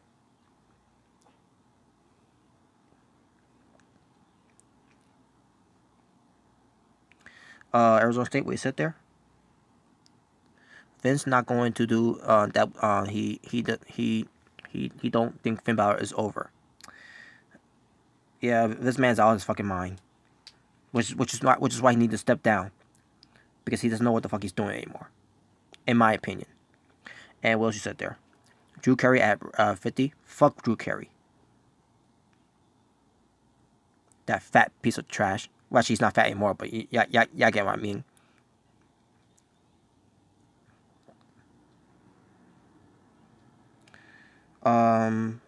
Give one moment, folks. Here, I could swear okay. Oh man, I forgot to mention this. I forgot to mention this during the second hour. Eugene versus Roman at WrestleMania. Oh my god, who said that? Okay, this is it. LOL. No. Folks, I forgot to mention this because it's the second hour of Raw, so I'm gonna mention right now. And it's about what happened to Kane. Kane's wrestling on house shows. If you didn't hear, Kane was wrestling against Brock Lesnar on a house show at Chicago in 35 seconds. And guess who won that one? Brock Lesnar. Arizona State. He just went away. And by the way, Kane's gonna come back too. By the way, on the house show too. Basically, WWE's gonna be doing a rematch from Royal Rumble between Lesnar, Kane, and Strowman at the house show at Madison Square Garden. And it's gonna be in 2 weeks' time on Saturday. I meant to say next Saturday. one week time on Saturday, basically. I think I might go, by the way. I'm thinking I might want to go, but we'll see. Kane should be in a retirement home. Well, I agree. Yeah, he's terrible now. Yeah, I know. All right, guys. I need mentions right now. I didn't get to mention it because I forgot to write down on my notes here. I'm gonna go back to hour number 2 to mention about what happened after Krangle talking to Elias. So WWE inducts a new inductee into the WWE Hall of Fame. My friend went to last week's show, SmackDown in LA, and got front row seat for $100. Oh. Wait a minute. It can't cost that. It can't cost that much for a front row seat. It should. I don't know. No, I think it should. Oh, wait a minute. It should cost more. How you only pay $100? They is he like a.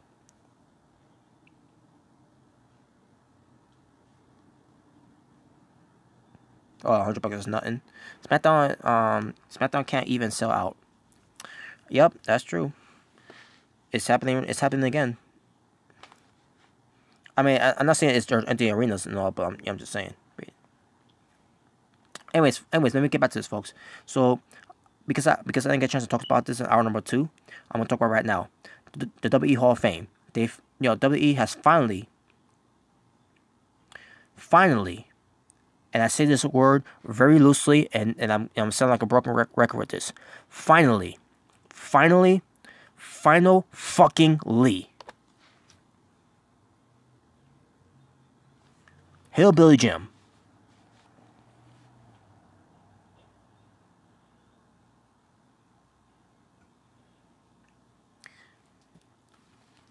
Hillbilly Jim is finally going to the Hall of Fame. Should have been in there a long fucking time ago, WWE.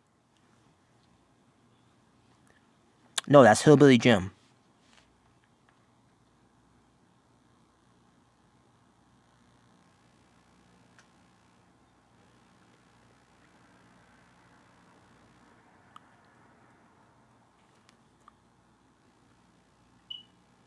Okay, 6, that's not Mick Foley, that's Hillbilly Jim. And yeah, Arizona State, that's Hillbilly Jim. Mr. Rick and Jay, dude, we talk about in one of the last videos when we did. Yeah, I know when we did the hangouts. Hillbilly Jim should went to the Hall of Fame, and now he's finally in. I know. The irony of that, by the way, that after we did that video, all of a sudden he's now, 2 weeks later, he ends up being in the Hall of Fame. Arizona State. And no, it's not a coincidence, by the way.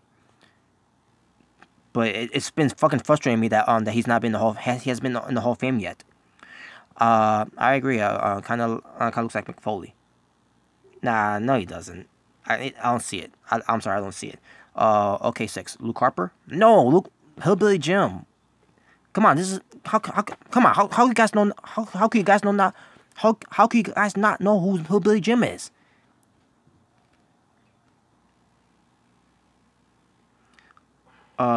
Kick on Roy's. Does it mean Mick? Okay, yeah, you corrected that. Is he dead? No, he's not dead. He's alive. Oh my God. What? How do you guys know who?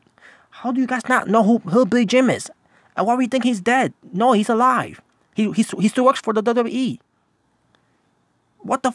Come on, guys, do your research. Don't act like dumbass Troy Caruso now.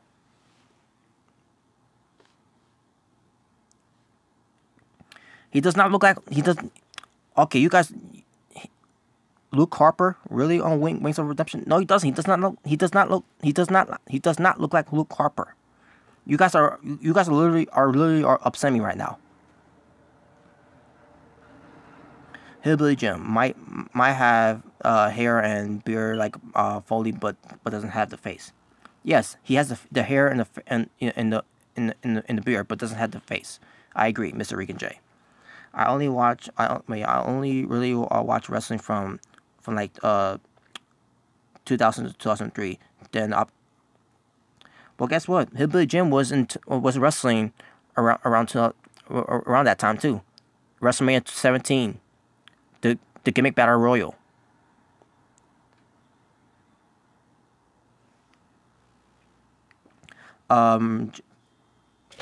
Wait. This is it. LL. So it's not Mick Foley as another character. No, it's Hillbilly Jim. He wrestled in the 80s during the Rock and Wrestling Connection with with Hulk Hogan, with the Junkyard Dog. I thought was going to put in a wrestler that passed away. Not yet. There's rumors it's gonna be Bam Bam Bigelow, but we'll see. Come on, guys.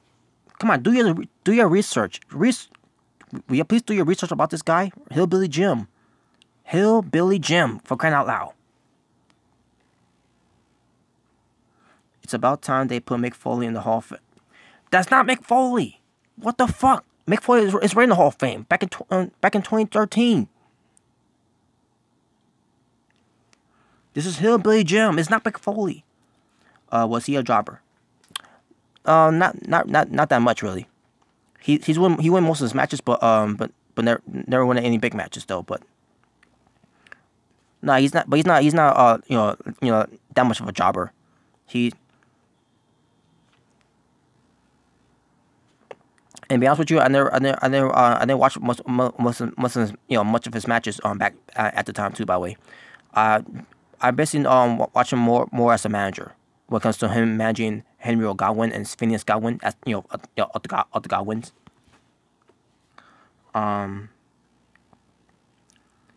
He's wrestled at WrestleMania 3 against King Kong Bundy. When it comes to basically Hillbilly Jim team up with 2 midgets against King Kong Bundy against 2 other midgets.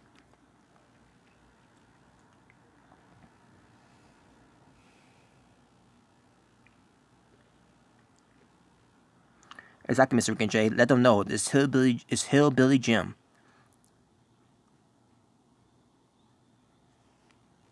Mr. Rick and Jay. Well, I hope people are not trolling me. Because if people are trolling me, then they don't know shit about wrestling in the 80s. The first actual wrestling boom, and Hillbilly Jim was part of that.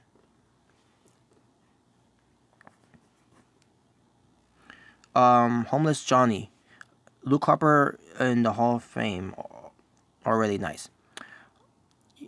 Yeah, I'm assuming you're one of those trolls too, by the way, that doesn't know shit about wrestling. Arizona State, this guy look better than Luke Harper. Like Harper looks like shit.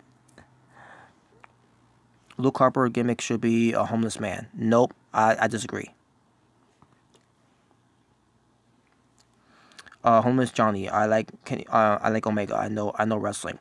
Well, you don't know old school wrestling though, do you? Because if you do, you wouldn't know who Hillbilly Jim is.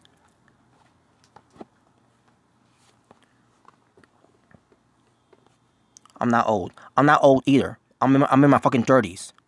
31 years old, motherfucker.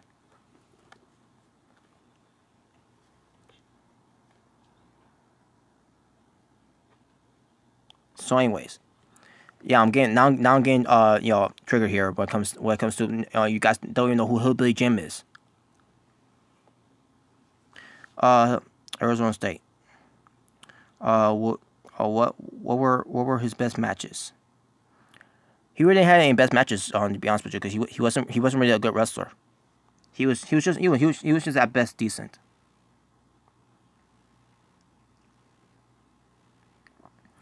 Arizona State. What you said there? He would. Will he wrestle Hogan? No, actually, he was wrestling along with Hulk Hogan. Back in the 80s, basically his how he first got into the business, basically, when it comes to character developments and all that and storyline, he was in the crowd, and Hulk Hogan picked him out in the crowd, and then ever since then they ran with the story that a fan became a wrestler. And it's been done before. Years later, they even did it with Santino Marella. Remember that one when Santino Marella was a fan, and also they took him out of the crowd, and they also became a wrestler. even though we all knew he was a wrestler. And they did the same thing with Hillbilly Jim here.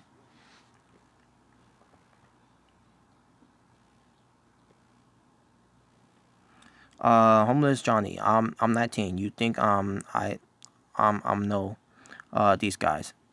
What the fuck, dude? Well, do your research then. That's what the internet is for. Do some fucking research.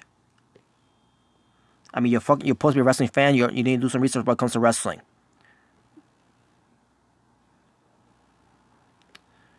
Arizona State. WWE Hall of Fame is transcended. It's not a big deal to get in. Well, to them it is. Unlike Drew Carey, who was there like, I don't know why I'm here, and then he just basically a short speech and all that. And like,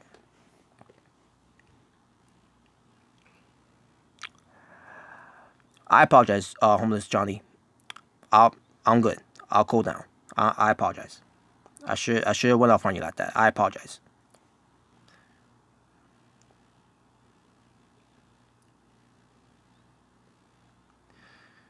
I just get triggered like that, when it comes to someone like a dumbass Troy Caruso who doesn't know her history in wrestling.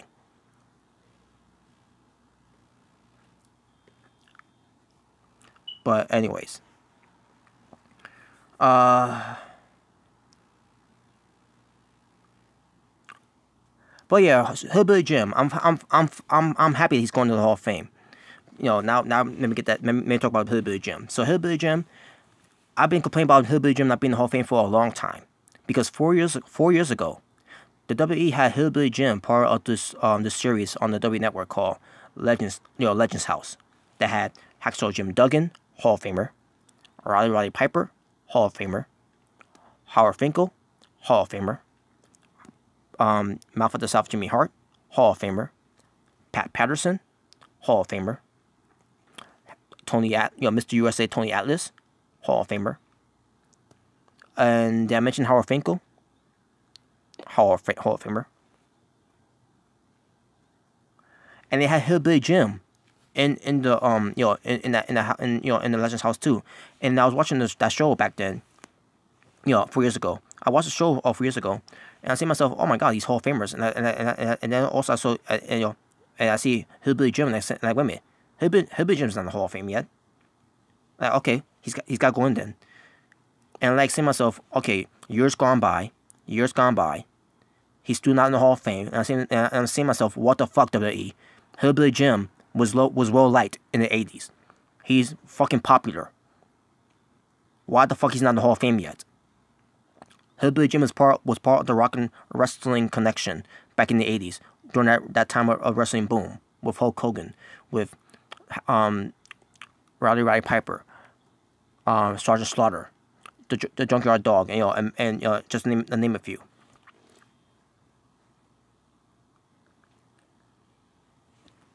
And this upset me for 4 years. 4 years this upset me that Hillbilly Jim's not in the Hall of Fame. And Hillbilly Jim still works for them. He works for them as an agent.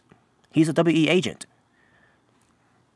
And they still haven't put him in the Hall of Fame during that time. Until finally they did. And like, say to myself, WE, you fucking idiots. You fucking morons. 4 years too fucking late. Like, he should have been in the Hall of Fame, years ago.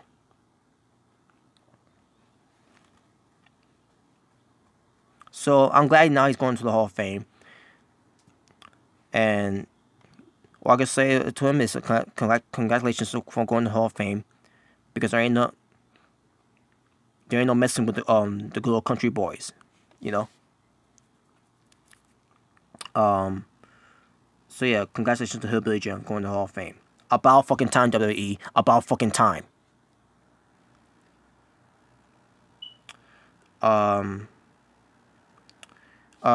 He gets to be in the Hall of Fame with sick kids and washed up celebrities. But not all the celebrities are washed up. I'm not gonna go that far. Arizona State. I heard Kid Rock might get in the Hall of Fame too. I heard that too. And I see myself, wait a minute. You're gonna put Kid Rock in the Hall of Fame, but you're not gonna put Cyndi Lauper into the Hall of Fame, who's also a part of the Rock and Wrestling Connection. Right there, folks. I'm getting upset. I'm getting upset. I'm getting upset here again. I don't mind Kid Rock being in the Hall of Fame because he's done something with WrestleMania. What comes to doing a live performance, and what comes to doing a live performance on Raw at one point, and plus with him, with the theme song for Undertaker, American Badass, and other theme songs for when it comes to pay-per-views. Kid Rock deserves it. But if anyone deserves to be in the Hall of Fame before Kid Rock, it should be Cyndi Lauper. Cyndi Lauper was part of the Rock and Wrestling Connection, along with Captain Lou Albano, Roddy Piper, Hulk Hogan, Mr. T, and all that. Why she's not in the Hall of Fame yet either? What comes to the celebrity wing of Hall of Fame? Why the fuck she's not in the Hall of Fame yet? Like seriously.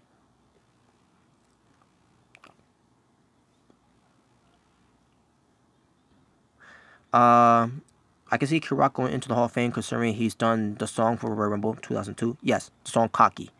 And yeah, like I said before, American Badass. What's his job with WWE now? Yeah, Hillbilly Jim is an agent for WWE. And also he's got the not to mention he's got the Legends contract because again he's part of the WWE's Legends House, that that reality TV, that reality series on the WWE network.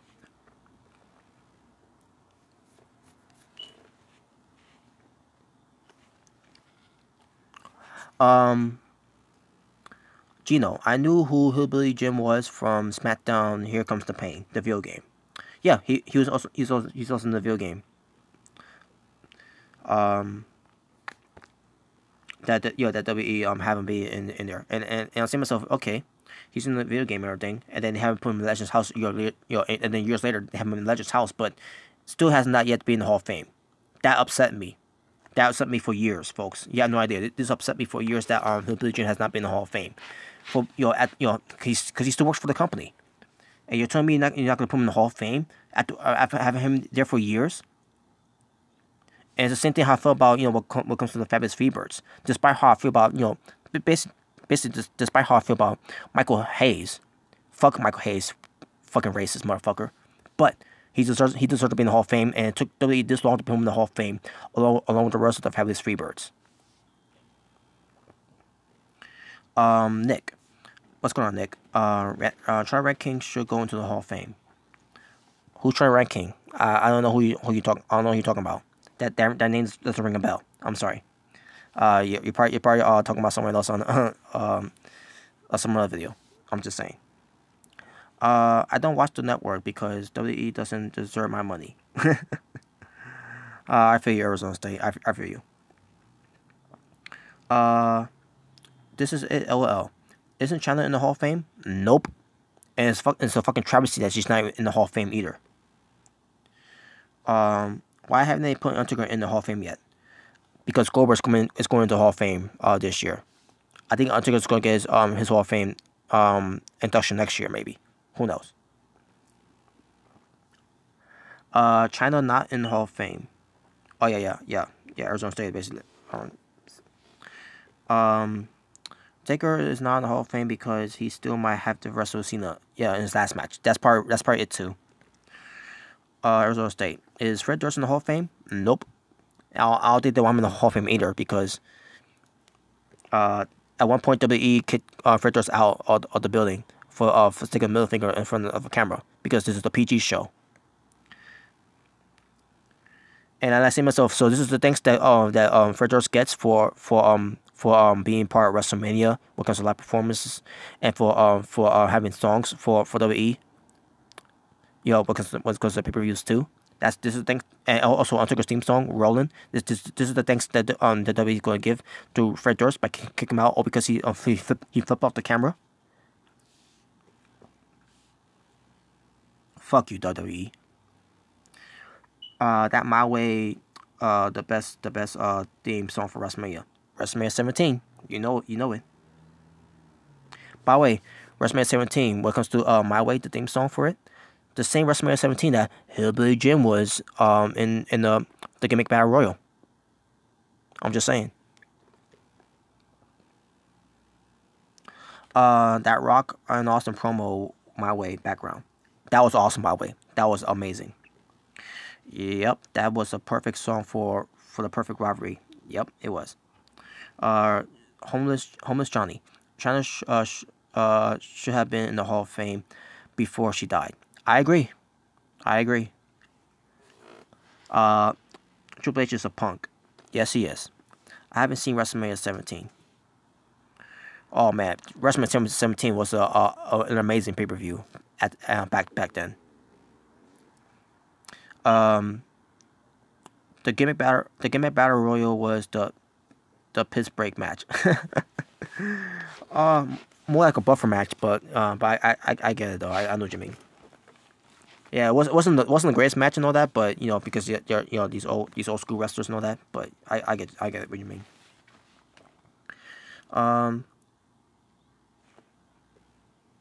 Frederick's curled WWE pussies after what happened at SummerSlam and endorsed New Japan Pro Wrestling. Hell yeah, Fred Durst is the fucking man. And yeah, and there you go. So yeah, Hillbilly Jim's going to the Hall of Fame. I'm happy for that. And now let's move on. So,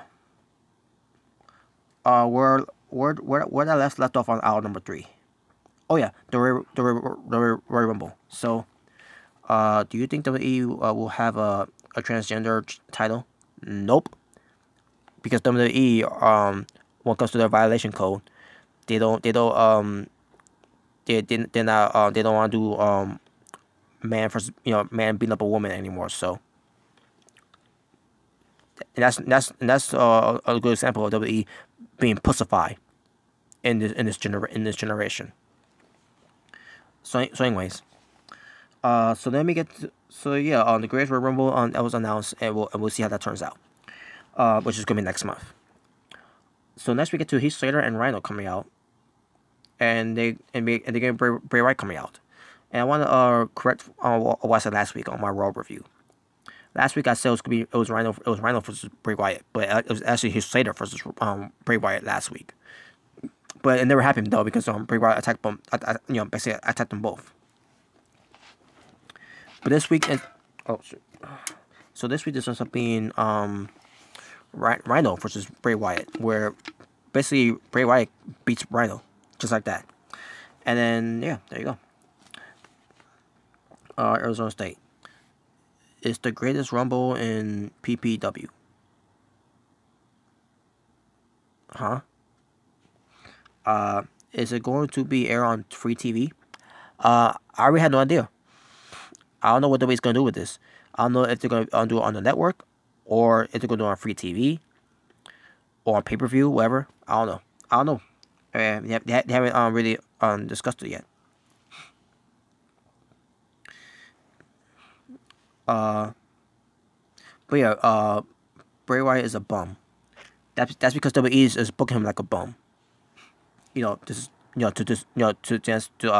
reply to you, this is it, LL. But Bray Wyatt cuts a promo saying to Matt Hardy that the Great War's not over yet and all that. So then Matt Hardy shows up on the Titantron, basically bootlegging Matt Hardy.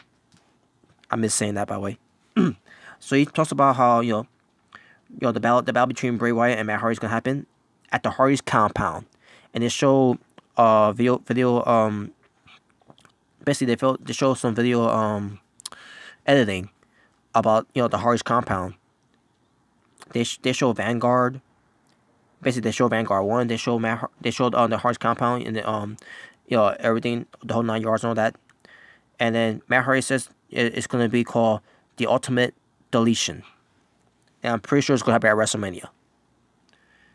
So I say to myself, WWE, too little, too late. You took too fucking long to do something with Matt Hardy and Bray Wyatt. Too little, fucking too late for that, dumbasses. Now, am I excited to see it? I am.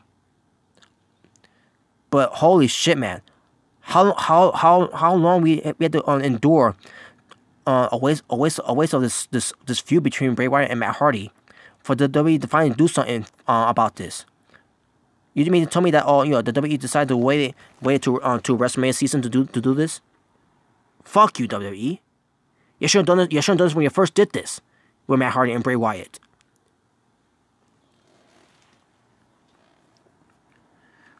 But yeah, there you go, folks. That's gonna be what's gonna happen at WrestleMania. When it comes to when it comes to it. Um,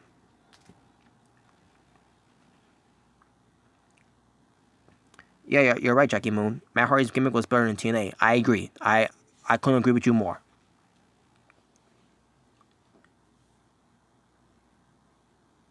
Will you say that this is one of the worst Mania cards of all time? I don't know yet. Arizona State. We gotta wait and see what they do with this first. We'll judge it when we see how bad WrestleMania before anything, you know, or at least the worst build of all time. I agree. It is worse. It is one of the one of the worst builds of all time in WWE because WWE didn't do shit with it when they first did it. WrestleMania is going to suck outside of AJ and Nakamura. I agree, but we'll see. We'll see. Arizona State House of Horrors match 2.0, 2.0. I meant to say. We'll see. Again, Arizona State. We'll see what they do with it. We'll see what the WWE does with it. The thing with Matt and Bray is that they should have never even touched it, and should have booked on the feud to Max until a big show at Mania. I agree. I do agree. Arizona State. Jackie Moon. Oh, you're talking Jackie Moon? Okay.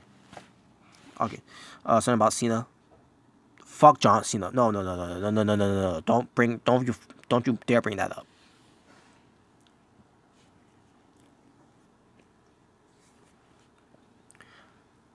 I'm done. I don't want to talk about John Cena. I'm done talking about John Cena. I already talked enough about John Cena earlier. I don't want to go back to that. So fuck John Cena.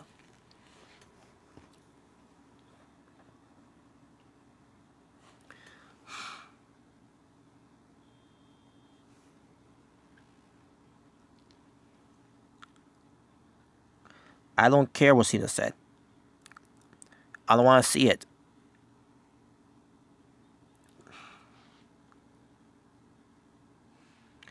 Okay, 6. No, I do not want to see it. I don't want to talk about Cena no more. That's it. No more talking about Cena. In the discussion. Moving on to the Mizzies. So something very important. The Mizzies. Arizona State. Let's talk about the Mizzies because you said you didn't like the Oscars, but I want to ask you this. Did you enjoy the Mizzies that was hosted by the Miz and the Miz Taraj?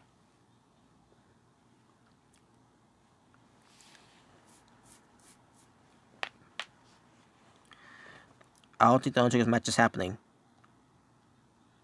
You said you skipped the segment. Oh, why? How can you skip the segment? I thought it was a great segment. The Mizzies. Yes. Oh yeah, that's nothing. The third annual Mizzies. The first one, good. Second one, awesome. Third one, I'll let you know how I feel about right now. What WTF? Is the Mizzies. LOL. Debo. Hey, what's going on, Debo? How's your how was prison? I'm just kidding there. I'm basically Debo from the movie Friday. So, Arizona State. Eating dinner with my wife during that. Okay, that's cool. But anyways, but yeah, let's get to it. Mr. Rick and Jake. Okay, chill out there. Oh my god, I'm just playing though. I'm only playing. Anyways, moving on. So yeah, on the Mizzies. Let's talk about the Mizzies. Basically the Miz talk. Basically, here's what happened at Arizona State. Miz and Mr. Ross don't interest me. Okay. Debo, prison great. You should come visit, Rob.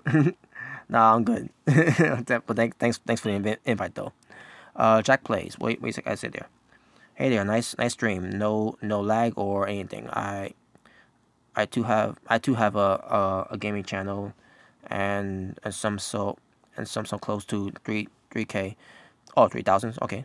You can come over and check out my channel, and if you like, you can subscribe, and that will be an awesome thing. Thanks.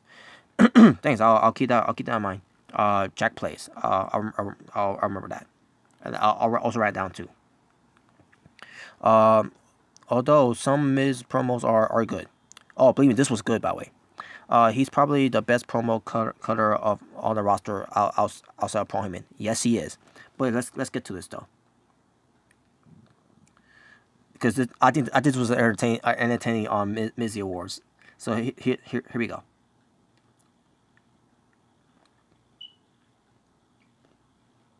So the Miz talks about, basically he's talking trash about the Oscars. I'm pretty sure you love that, Arizona. If you get a chance, go back and watch it. Take a chance to watch it. What the Miz said about the Oscars. Basically, the Miz was talking trash about, basically the Miz was talking trash about the Oscars.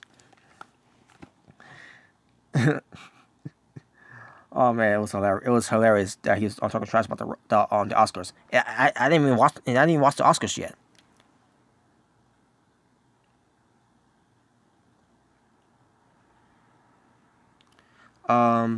Isn't he leaving soon because of his baby? It's going to happen during WrestleMania week. The final, basically the final week for WrestleMania. Basically close to there, basically. Arizona State. But the Miz will talk about talking trash about the Oscars when it comes to the Darkest Hour movie and the Sharp of Water movie, and also talk about the Get Out movie. And they talked about how the Marine 5 should have got an award. Oh my god. And I say to myself, no. So basically the Miz gets out in the Mizzies when it comes to the first category. It ends up being best superstar at patting themselves on the back. He get basically, and the nominees were Seth Rollins about lasting 1 hour in the match that he had from that gauntlet match, which he lost. The Miz mentioned that one. They talked about how Kurt Angle took too long to be a good father to Jason Jordan. and then finally we get to Finn Balor for holding on to the Universal Championship title only for a day, and said he was going to get it back, but he never got it back. Oh my god, it was funny. And then he says, and the winner goes to Seth Rollins and Finn Balor. So Finn Balor and Seth Rollins wins the awards, and then Miz says, unfortunately, they couldn't accept it because, well, they weren't invited. Oh man, I thought that was funny. You said Arizona State. I was mad. Get Out didn't win anything. Now, hold on a second. Don't spoil it for me yet, though. But thanks for spoiling that for me, though. I'm surprised WWE Studios is still in business. I know, right? Isn't that shocking? Who the duck wants to see Miz and Rollins at Mania? Well, I'll let you know about the matches that Miz is gonna be having though. Arizona State. They expect this for this shit to draw. Oh, you mean the Mizzies? Or you mean WWE Studios? But then we get to the second category. You gonna? I think you guys are gonna love this, by the way. The second category, which by the way you're probably gonna say to yourself it doesn't make any sense, but listen to this though. Wait, I mean Miz and Rollins. Oh, okay, Miz and Rollins. But again, I'll get to that later. I'll get to that later though. So, Miz goes for the second category, where it's when it comes to worst decision by a Raw general manager. And the nominees goes to Kurt Angle for bringing his bastard child Jason Jordan to Monday Night Raw. Then we go to Kurt Angle for letting Finn Balor and Seth Rollins be in the Elimination Chamber match to be a 7-man Elimination Chamber match. Which, by the way, I said before it was stupid, and the WWE is basically having Kurt Angle to be blamed for it on TV. That was Kurt Angle's idea. Fucking stupid. And then finally, Kurt Angle for failing to name an opponent for The Miz at WrestleMania for the Intercontinental Championship. Oh man! And then the award, and obviously the award goes to Kurt Angle because Kurt Angle was nominated 3 times in this one. And then he says, "Well, Kurt Angle couldn't accept this because Kurt Angle is too busy kissing up to Ronda Rousey."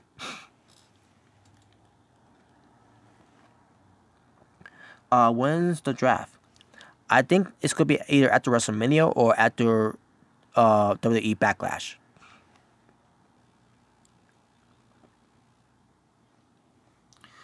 They shouldn't do the draft. They just get rid of it. I kind of agree with you, Arizona State, because it has become a failure, because WWE doesn't know how to book shit anymore, because they don't make any sense anymore. So let me get Seth Rollins coming out. And yeah, I agree. They have too many wrestlers. They had too many wrestlers already. I know. But anyway, back to this. So Seth Rollins interrupts the Mizzies and all that, right?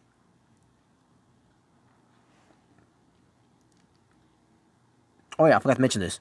The Miz was going to do another one. It was going to be about a lifetime achievement Mizzy award, and basically, he talks about how this man is the main event. Whoever he may be on the card for WrestleMania, and this man is going to be the longest reigning Intercontinental champion when it comes to beating Pedro Morales' record. When it comes to basically combined days of it, in 55 days. And then Seth Rollins comes out to interrupt, and basically talks about how the Mizzy Awards is a joke and everything. And then Finn Balor comes out, and by the way, and it's not just Finn Balor coming out. It's Finn Balor wearing all blue, just like from last week's from Sunday Elimination Chamber, where Finn Balor was wearing all blue. This week for Raw, he's wearing all blue again. And I see myself, what the fuck is going on here? Why is Finn Balor wearing blue? He's wearing all blue again. Like, I see myself, is that his favorite color or something? Because holy shit, man, what the fuck?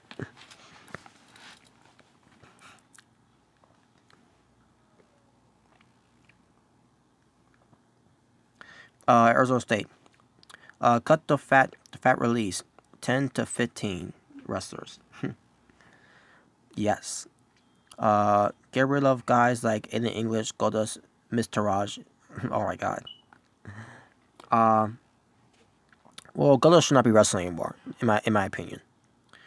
Aiden English, he's fine, and the Mr. Raj, they're fine. They're just the Mr. Raj are just enhancement talents.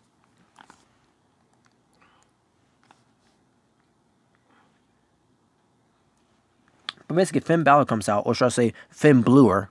That's his name, by the way, because he's wearing all blue. Finn Bluer. Get rid of Sarah Logan. She's useless, because they're not doing anything with her. That's why. They don't know what to do with her, and that's the problem. If you got a whole lot of wrestlers on your rosters, and you're not doing anything with them. But anyways, so is Natalia. Well, Natalia is obviously a waste too. So also the Miz starts kind of promo to them, and also it just basically led to a match where it's gonna be the Miz and the Miz Taraj versus Finn Balor and Seth Rollins in the handicap match. Basically a 3-on-2 handicap match. So the match happens, and basically Seth Rollins and Finn Balor were basically I don't know, they were having tensions with each other a little bit. They couldn't work together as a team and all that. But in the end, it ends up having Seth Rollins beating the Miz in the match. And I say to myself, really, the Miz got to lose again? Like, what the fuck's going on here? Why they have a Miz losing every time? And he's supposed to be in the Intercontinental champion.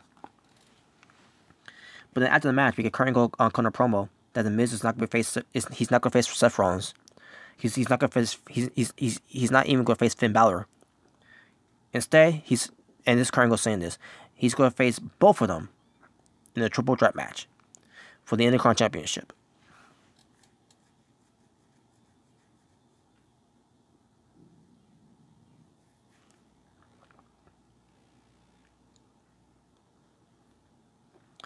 Mr. Rick and Jay, my dude Finn Balor thinking he's on SmackDown.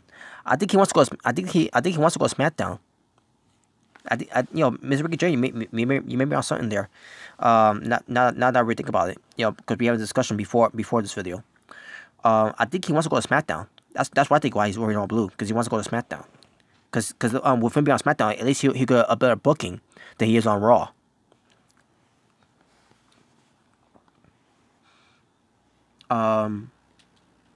Maybe he's a blue demon at WrestleMania. Maybe we'll see. And be honest with you, Arizona State, I don't think his could be the demon. In my opinion, because this man hit. We haven't seen Finn Balor being the demon since TLC against AJ Styles. They haven't done the demon gimmick for a while now. So I don't think he's gonna be. I don't think they want him to be. I don't think this man doesn't want to be the demon anymore.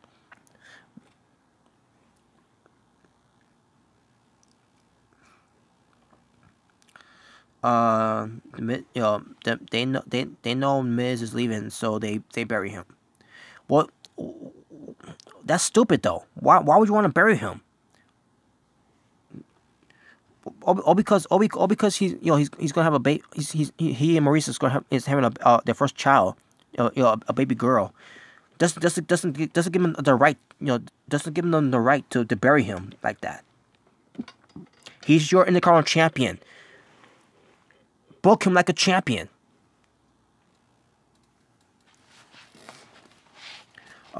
This is it. Well, they should let Daniel Bryan go already. He so he can wrestle. I agree. That's dumb. The demon is what got him over. Exactly, it did. Then Vince then again Vince says he was never over. That's bullshit though. He is over.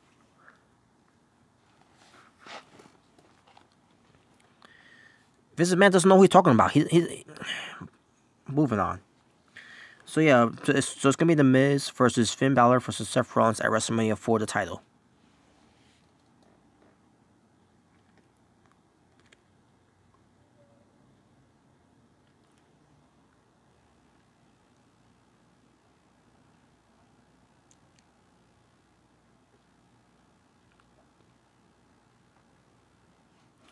Arizona State. Finn is now over.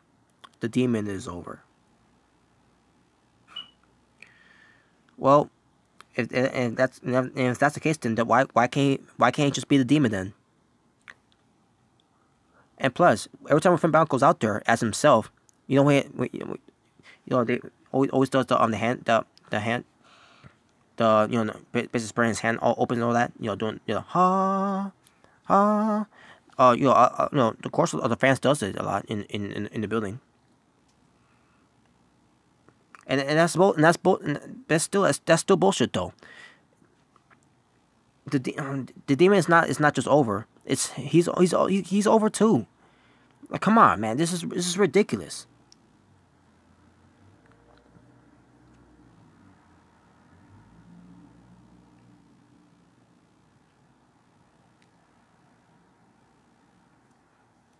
Finn Balor should be IC champion. We'll see. We'll see what happens. I'll do my prediction of him when I preview it when we get close to WrestleMania.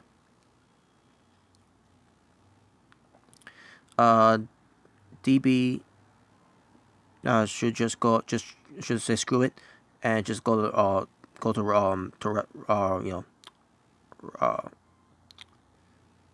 Ring of Honor. Yeah, I agree. Vince doesn't like the small wrestlers. Yeah, we know. We know that for sure. We know that already. I agree. Get rid of Finn and just have the demon. There you go. Kind of like nice segue there. Arizona State, like the Boogeyman. The Boogeyman. We didn't know who the Boogeyman was. All we know is that we see the Boogeyman with his face paint and everything. War paint, whatever. And there you go. But WWE does, again, Arizona State. WWE doesn't know what they're doing. Let's just be honest. They don't know what they don't know what they're doing. They don't know how to make any WWE stars in 2018.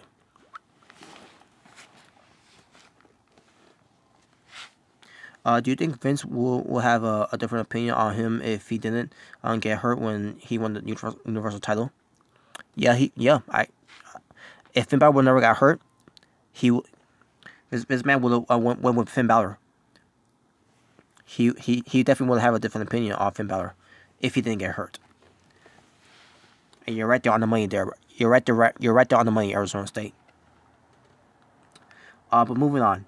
All right, here we go. Final segment here. Paul Heyman. He comes out. He comes out with the Universal Championship title. This is it. LOL. WWE has a lot of talent. It's sad they don't know how to use them. I know. It sucks that they don't know how to use them. Hell, they don't even have Neville on the shows, and they hold him back of his contract because he walked out because he didn't want to be there no more. And now I'm hearing that he's gonna be coming back now. Yes, Neville's gonna be coming back pretty soon, and that's fucking pissed me off that he's not gonna be leaving because WWE has his contract frozen until he comes back. That's bullshit.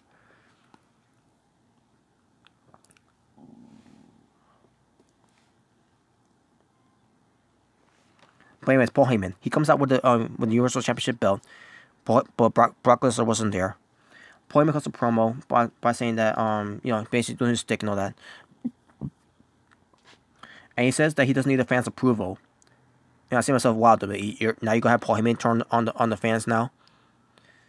Basically, Paul Heyman wants the fans to turn on him now, along with Brock Lesnar, because they want Roman Reigns to get over as a babyface. They want the fans to cheer for Roman Reigns and all that. What you said, Arizona State. I would be pissed if I paid to see the show and they have a garbage promo segment at a main event. Oh God. Yeah, I get you, Arizona State. That's ridiculous, by the way. But yeah, it is what it is. This is it. Well, Neville is a beast. Yes, he is. I remember when Vince wanted him to be Mighty Mouse because of his ears. Yeah, I know. How fucking stupid is that, by the way? How fucking stupid is that? That's 2 weeks in a row. Oh yeah, you're right. 2 weeks in a row that WWE did a main event when it comes to promos. But let's get to this. So Paul Heyman talks about how basically he lays down the Universal title belt on the ring. It talks about how it's going to be Brock Lesnar versus Roman Reigns at WrestleMania for the Universal title, and it talks about how Brock Lesnar is going to stay Universal Champion towards SummerSlam and all that.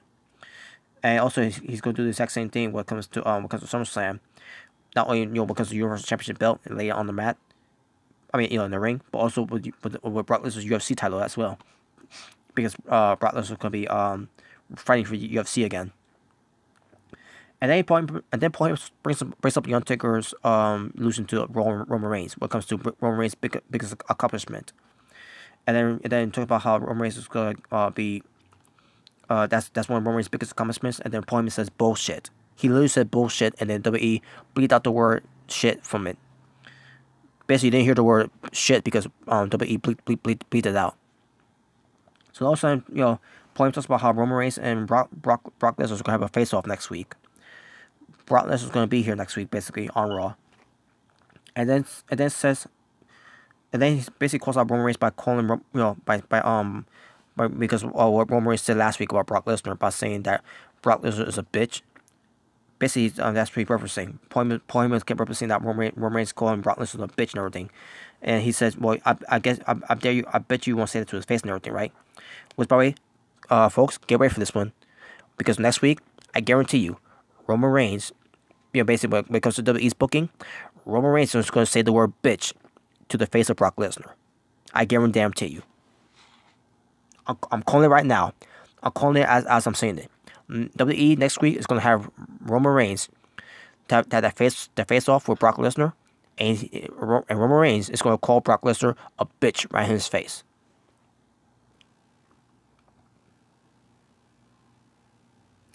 It was weird. I thought the promo was over and he was leaving, and then kept going for a 5 minute after that.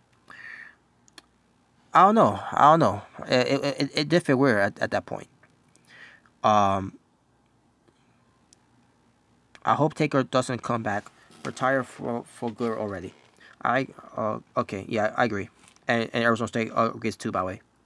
Yep. I was surprised they even said bitch. Yeah, I know, and that's not that they didn't even bleep that out. That's supposed to be a strong language. So how come they didn't bleep that out? I mean, they bleep the word shit out, but they didn't bleep the word bitch out. Taker having one more match defeat the purpose of what he did last year at Mania. I agree, Mr. Rick and Jay. You're right. I agree right there. And then Paul Heyman brings up about Alpha, Roman Reigns' dad. So Paul Heyman talk about how Roman Reigns' dad. What if he would something happened to him, and Roman Reigns is going to be and Roman Reigns will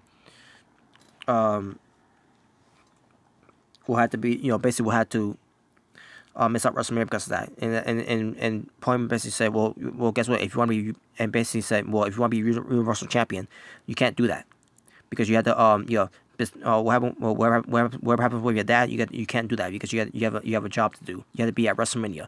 You have to and you have to be when it comes to be champion, you gotta not be there for your family and everything. You gotta be there every week to be champion and all that and showcase your champion and everything. And then Paul Heyman says that Roman Reigns can't shoot on the mic against Paul Heyman, and he can't shoot in the ring against Brock Lesnar. And that was a promo. And Paul Heyman, when it comes to his promo, usually I don't care for his promo that much because it's always the same thing and everything. But this promo, awesome promo from Paul Heyman, loved it. And sure enough, we get boring fuckface, the uncharismatic anathema, the annoyance, the big tard, with big dog shit for brains, Roman Reigns. Arizona State, he will be shitty on his own legacy. Oh yeah, I agree. But, the whole thing with Undertaker, yeah. And yes, this is it. LOL. I agree. Boo to Roman Reigns.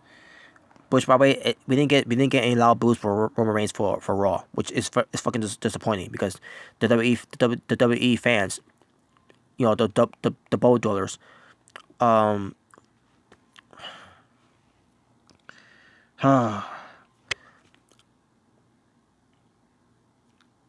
it's fucking disappointing. It really is.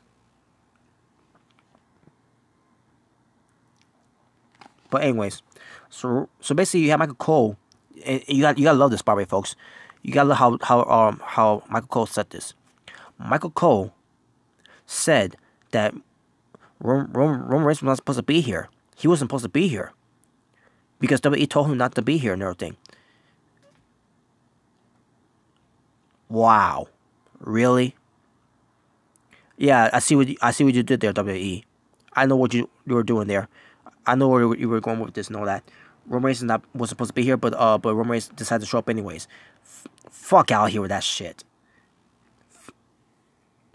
Yes, I agree, Arizona State. Michael Cole is fucking horrible. Michael Cole is a fucking clown. Like, this is it. LOL just said there. This was fucking bullshit. Yeah, I know Miss Rick and Jay. I'm like, wow. When Michael Cole said that, like, Roman Reigns was supposed to be here and everything and all that, right? And yet he's there. Not only he was there, I mean, that's nothing. They said that Roman Reigns was supposed to be there, right? So why the fuck is Roman Reigns is in his Shield gear? He's literally in his wearing his wrestling gear. And yet we're supposed to believe that he's not supposed to be there. If that's the case, then he's supposed to be why he's not wearing street clothes? Wouldn't it make sense if when it comes to Roman Reigns not being there? Wouldn't it make sense for him not to wear his wrestling gear? Shouldn't he be wearing street clothes? Are you fucking kidding me?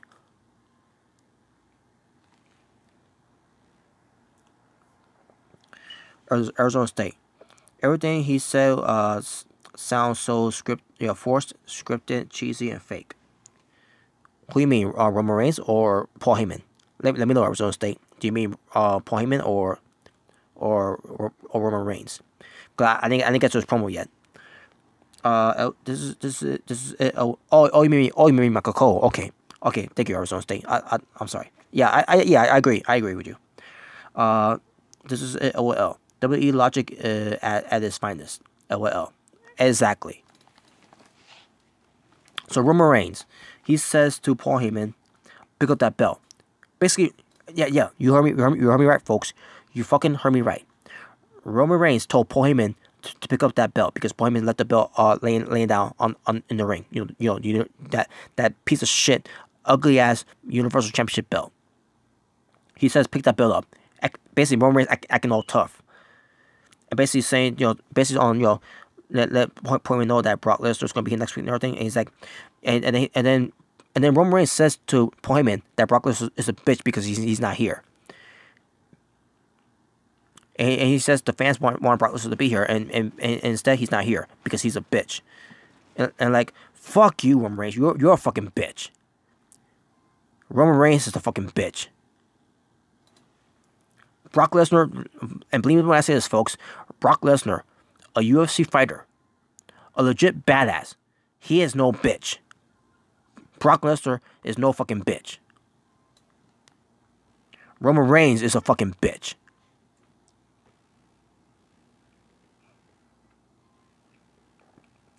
Mr. Rick and Jay, you know the difference between Joe and Braun compared to Roman.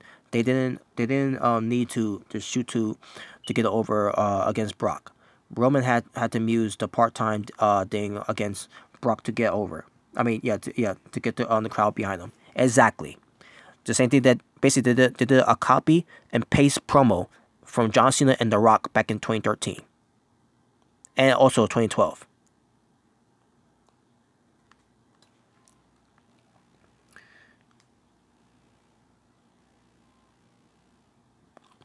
Arizona State. I don't mind part times, but Brock pisses me off. Well, not to me he doesn't, but I can't get what you mean though. This is it. OL. WWE is trying so hard to get this idiot over. I know it's fucking annoying.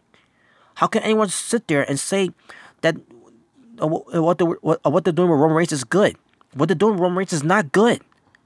People don't like him. People don't want him to be the guy. He's not that popular. He's not that over. People just don't like him.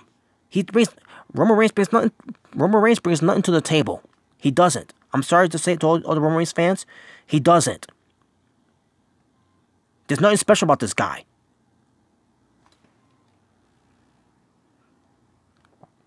Arizona State. He is a full-time part-timer. Yeah. Mr. Rick and Jay, big dog. Yeah, big dog shit.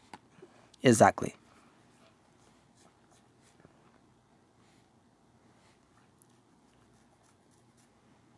And Roman Reigns told Paul Heyman that Brock Lesnar better have his fighting gear next week because he's gonna come next week to fight Brock Lesnar and everything. And there we go. And that was the show. Roman Reigns, fuck you. You're fucking garbage. You're fucking trash. You're the fucking bitch. And fuck WWE for doing that, by the way. Fuck the WWE for doing that shit. Pull the fucking plug of this guy. He's fucking terrible. Roman Reigns is not a legit badass. He is not.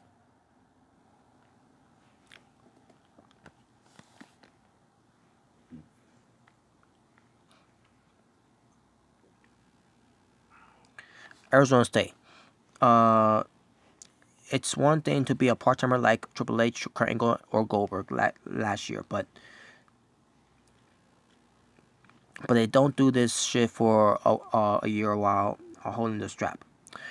Oh, okay, I get you. Okay, I get your meaning for that one. Yeah, I agree. But it's not Brock Lesnar. But you can't blame Brock Lesnar for this one.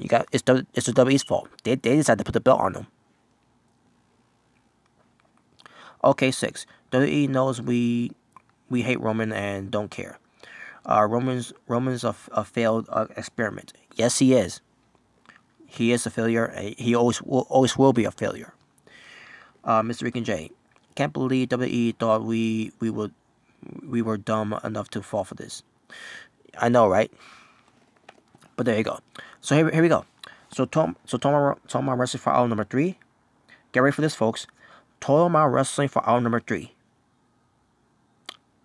No, not this time. It's not 2. But it almost was, by the way. It could have been. But here we go. 3 matches. So basically, total my wrestling for WWE RAW overall for March 5th, 2018. Get ready for this one. 9. Wait, is it 9? Yeah, actually, yeah, it's 9. No, wait, no, actually 7. My fault, folks. It's actually 7. I kind of wrong. My fault.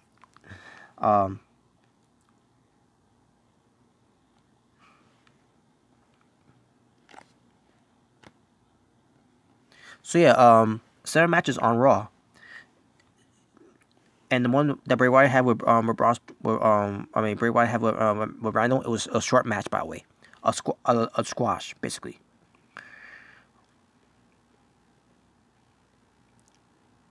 Okay, 6.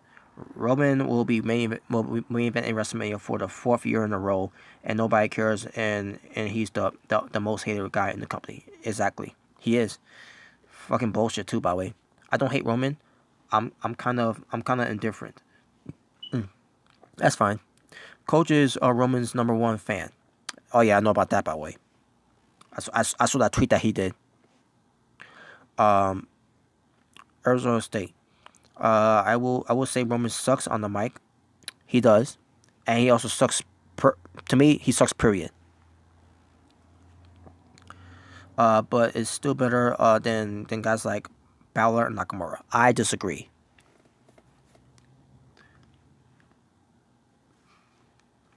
But anyways, so my overall story for the show, what comes to Raw, of March 5th, 2018 edition.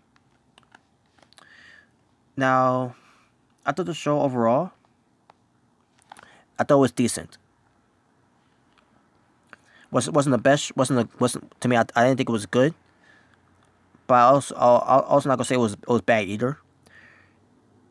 But I thought at best it was decent. So I'm gonna go 5 out of 10.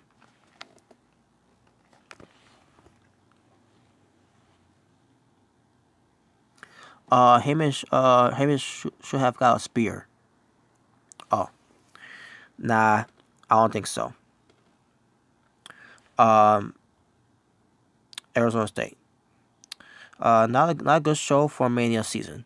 Oh yeah, definitely. It was not good. It was not a good show for WrestleMania season. To me, I feel like it was. I'm back in 2015 all over again, where WWE was doing a horrible build up for WrestleMania during that time. That's what I feel like. That's what I feel like it's been like. What happened 3 years ago, and 3 years later, we're getting it again. It's like they're not even trying.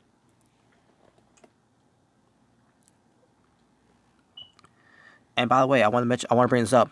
I was talking to a couple guys that I was listening to on the Asylum from the Messenger about WWE was showing a replay of Kurt Angle, Ronda Rousey, and the Authority. It was a long ass replay from when it was showing hour number 3, and I see myself, what the fuck, man? Why they showing the replay of this that we already seen, and it ran too long too. And I see myself, what the fuck? Like, is this the way to kill time? I mean, it's a 3-hour show, and they're running a long ass replay of basically highlights of what happened earlier the other night. There was no need to do that. Why couldn't you just have a long match or something? It was fucking ridiculous.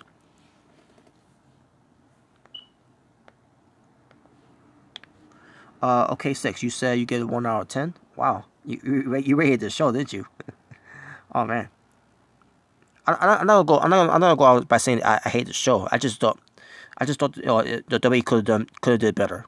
They could have done a better way to do this, but they chose not to because they're all fucking idiots.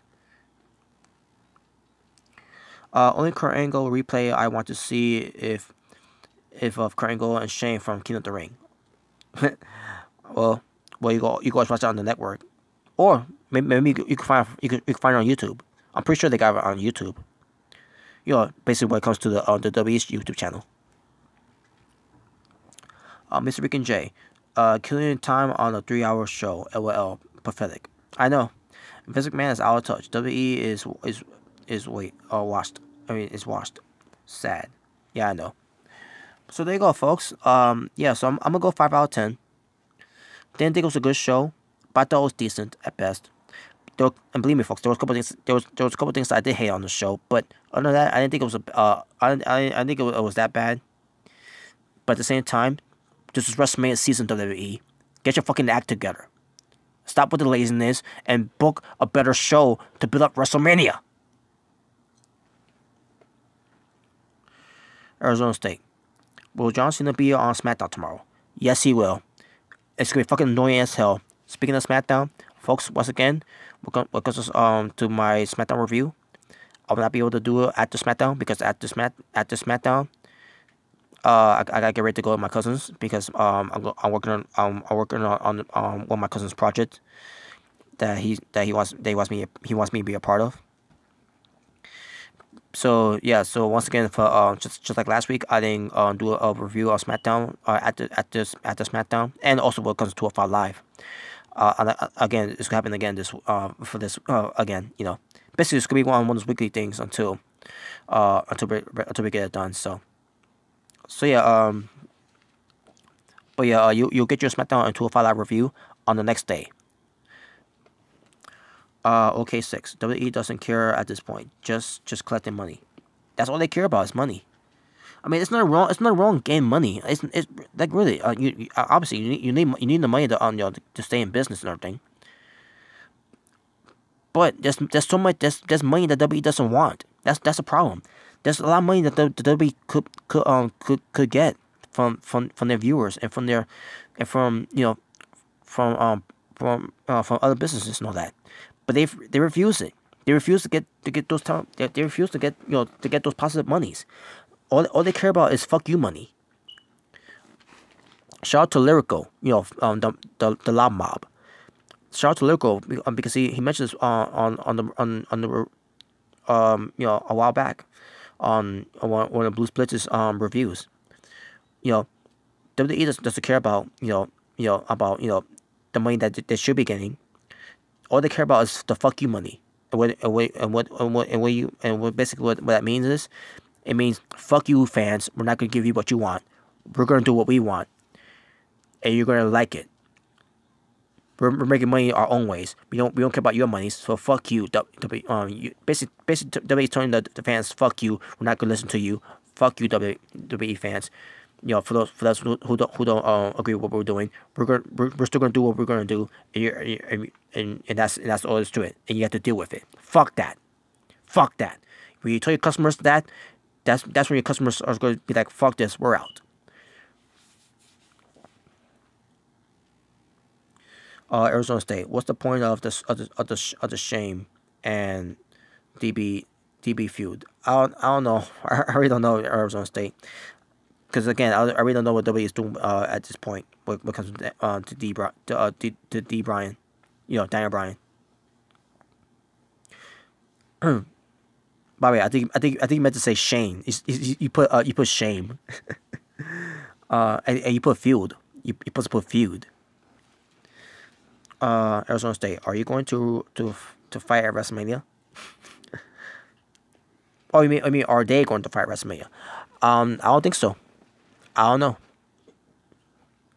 I don't know. To be honest with you, I really don't know what they're gonna do. Because again, we don't know what they're doing. They keep changing their minds about what they're gonna do.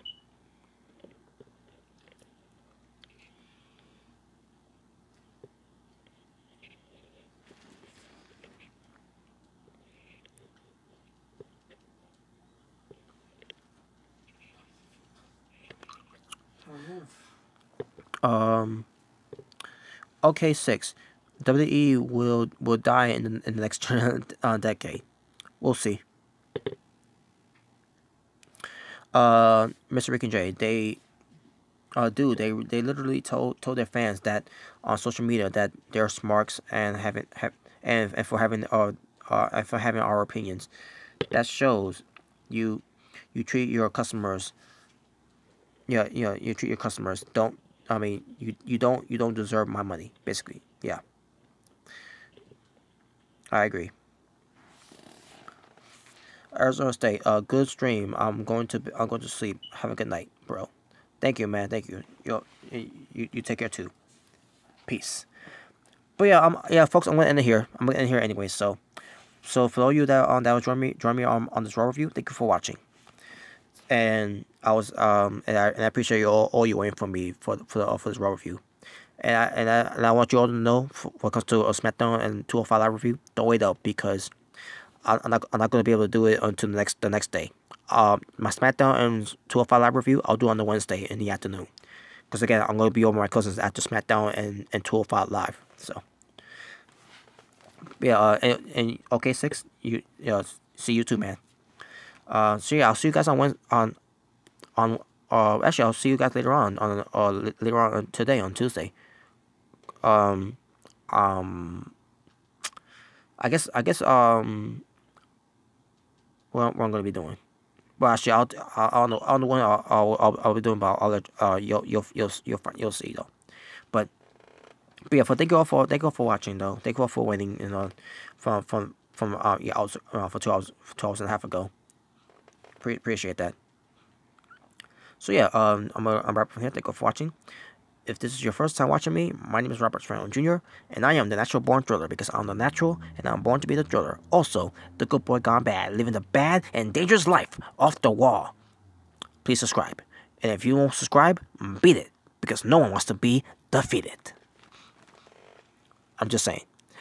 But also, if you like this video, give it a like. If you dislike this video, give it a dislike. The choice is yours, and yours alone. And don't let anyone tell you otherwise. You're in charge of your own opinions. You're entitled to your own opinions. And you guys are your own leaders. And don't be followers. So that being said, y'all take care. Thank you for the comments. And thank you for joining me on this raw review. And I'll see you all soon. But for now, I'm out. You all have a good night.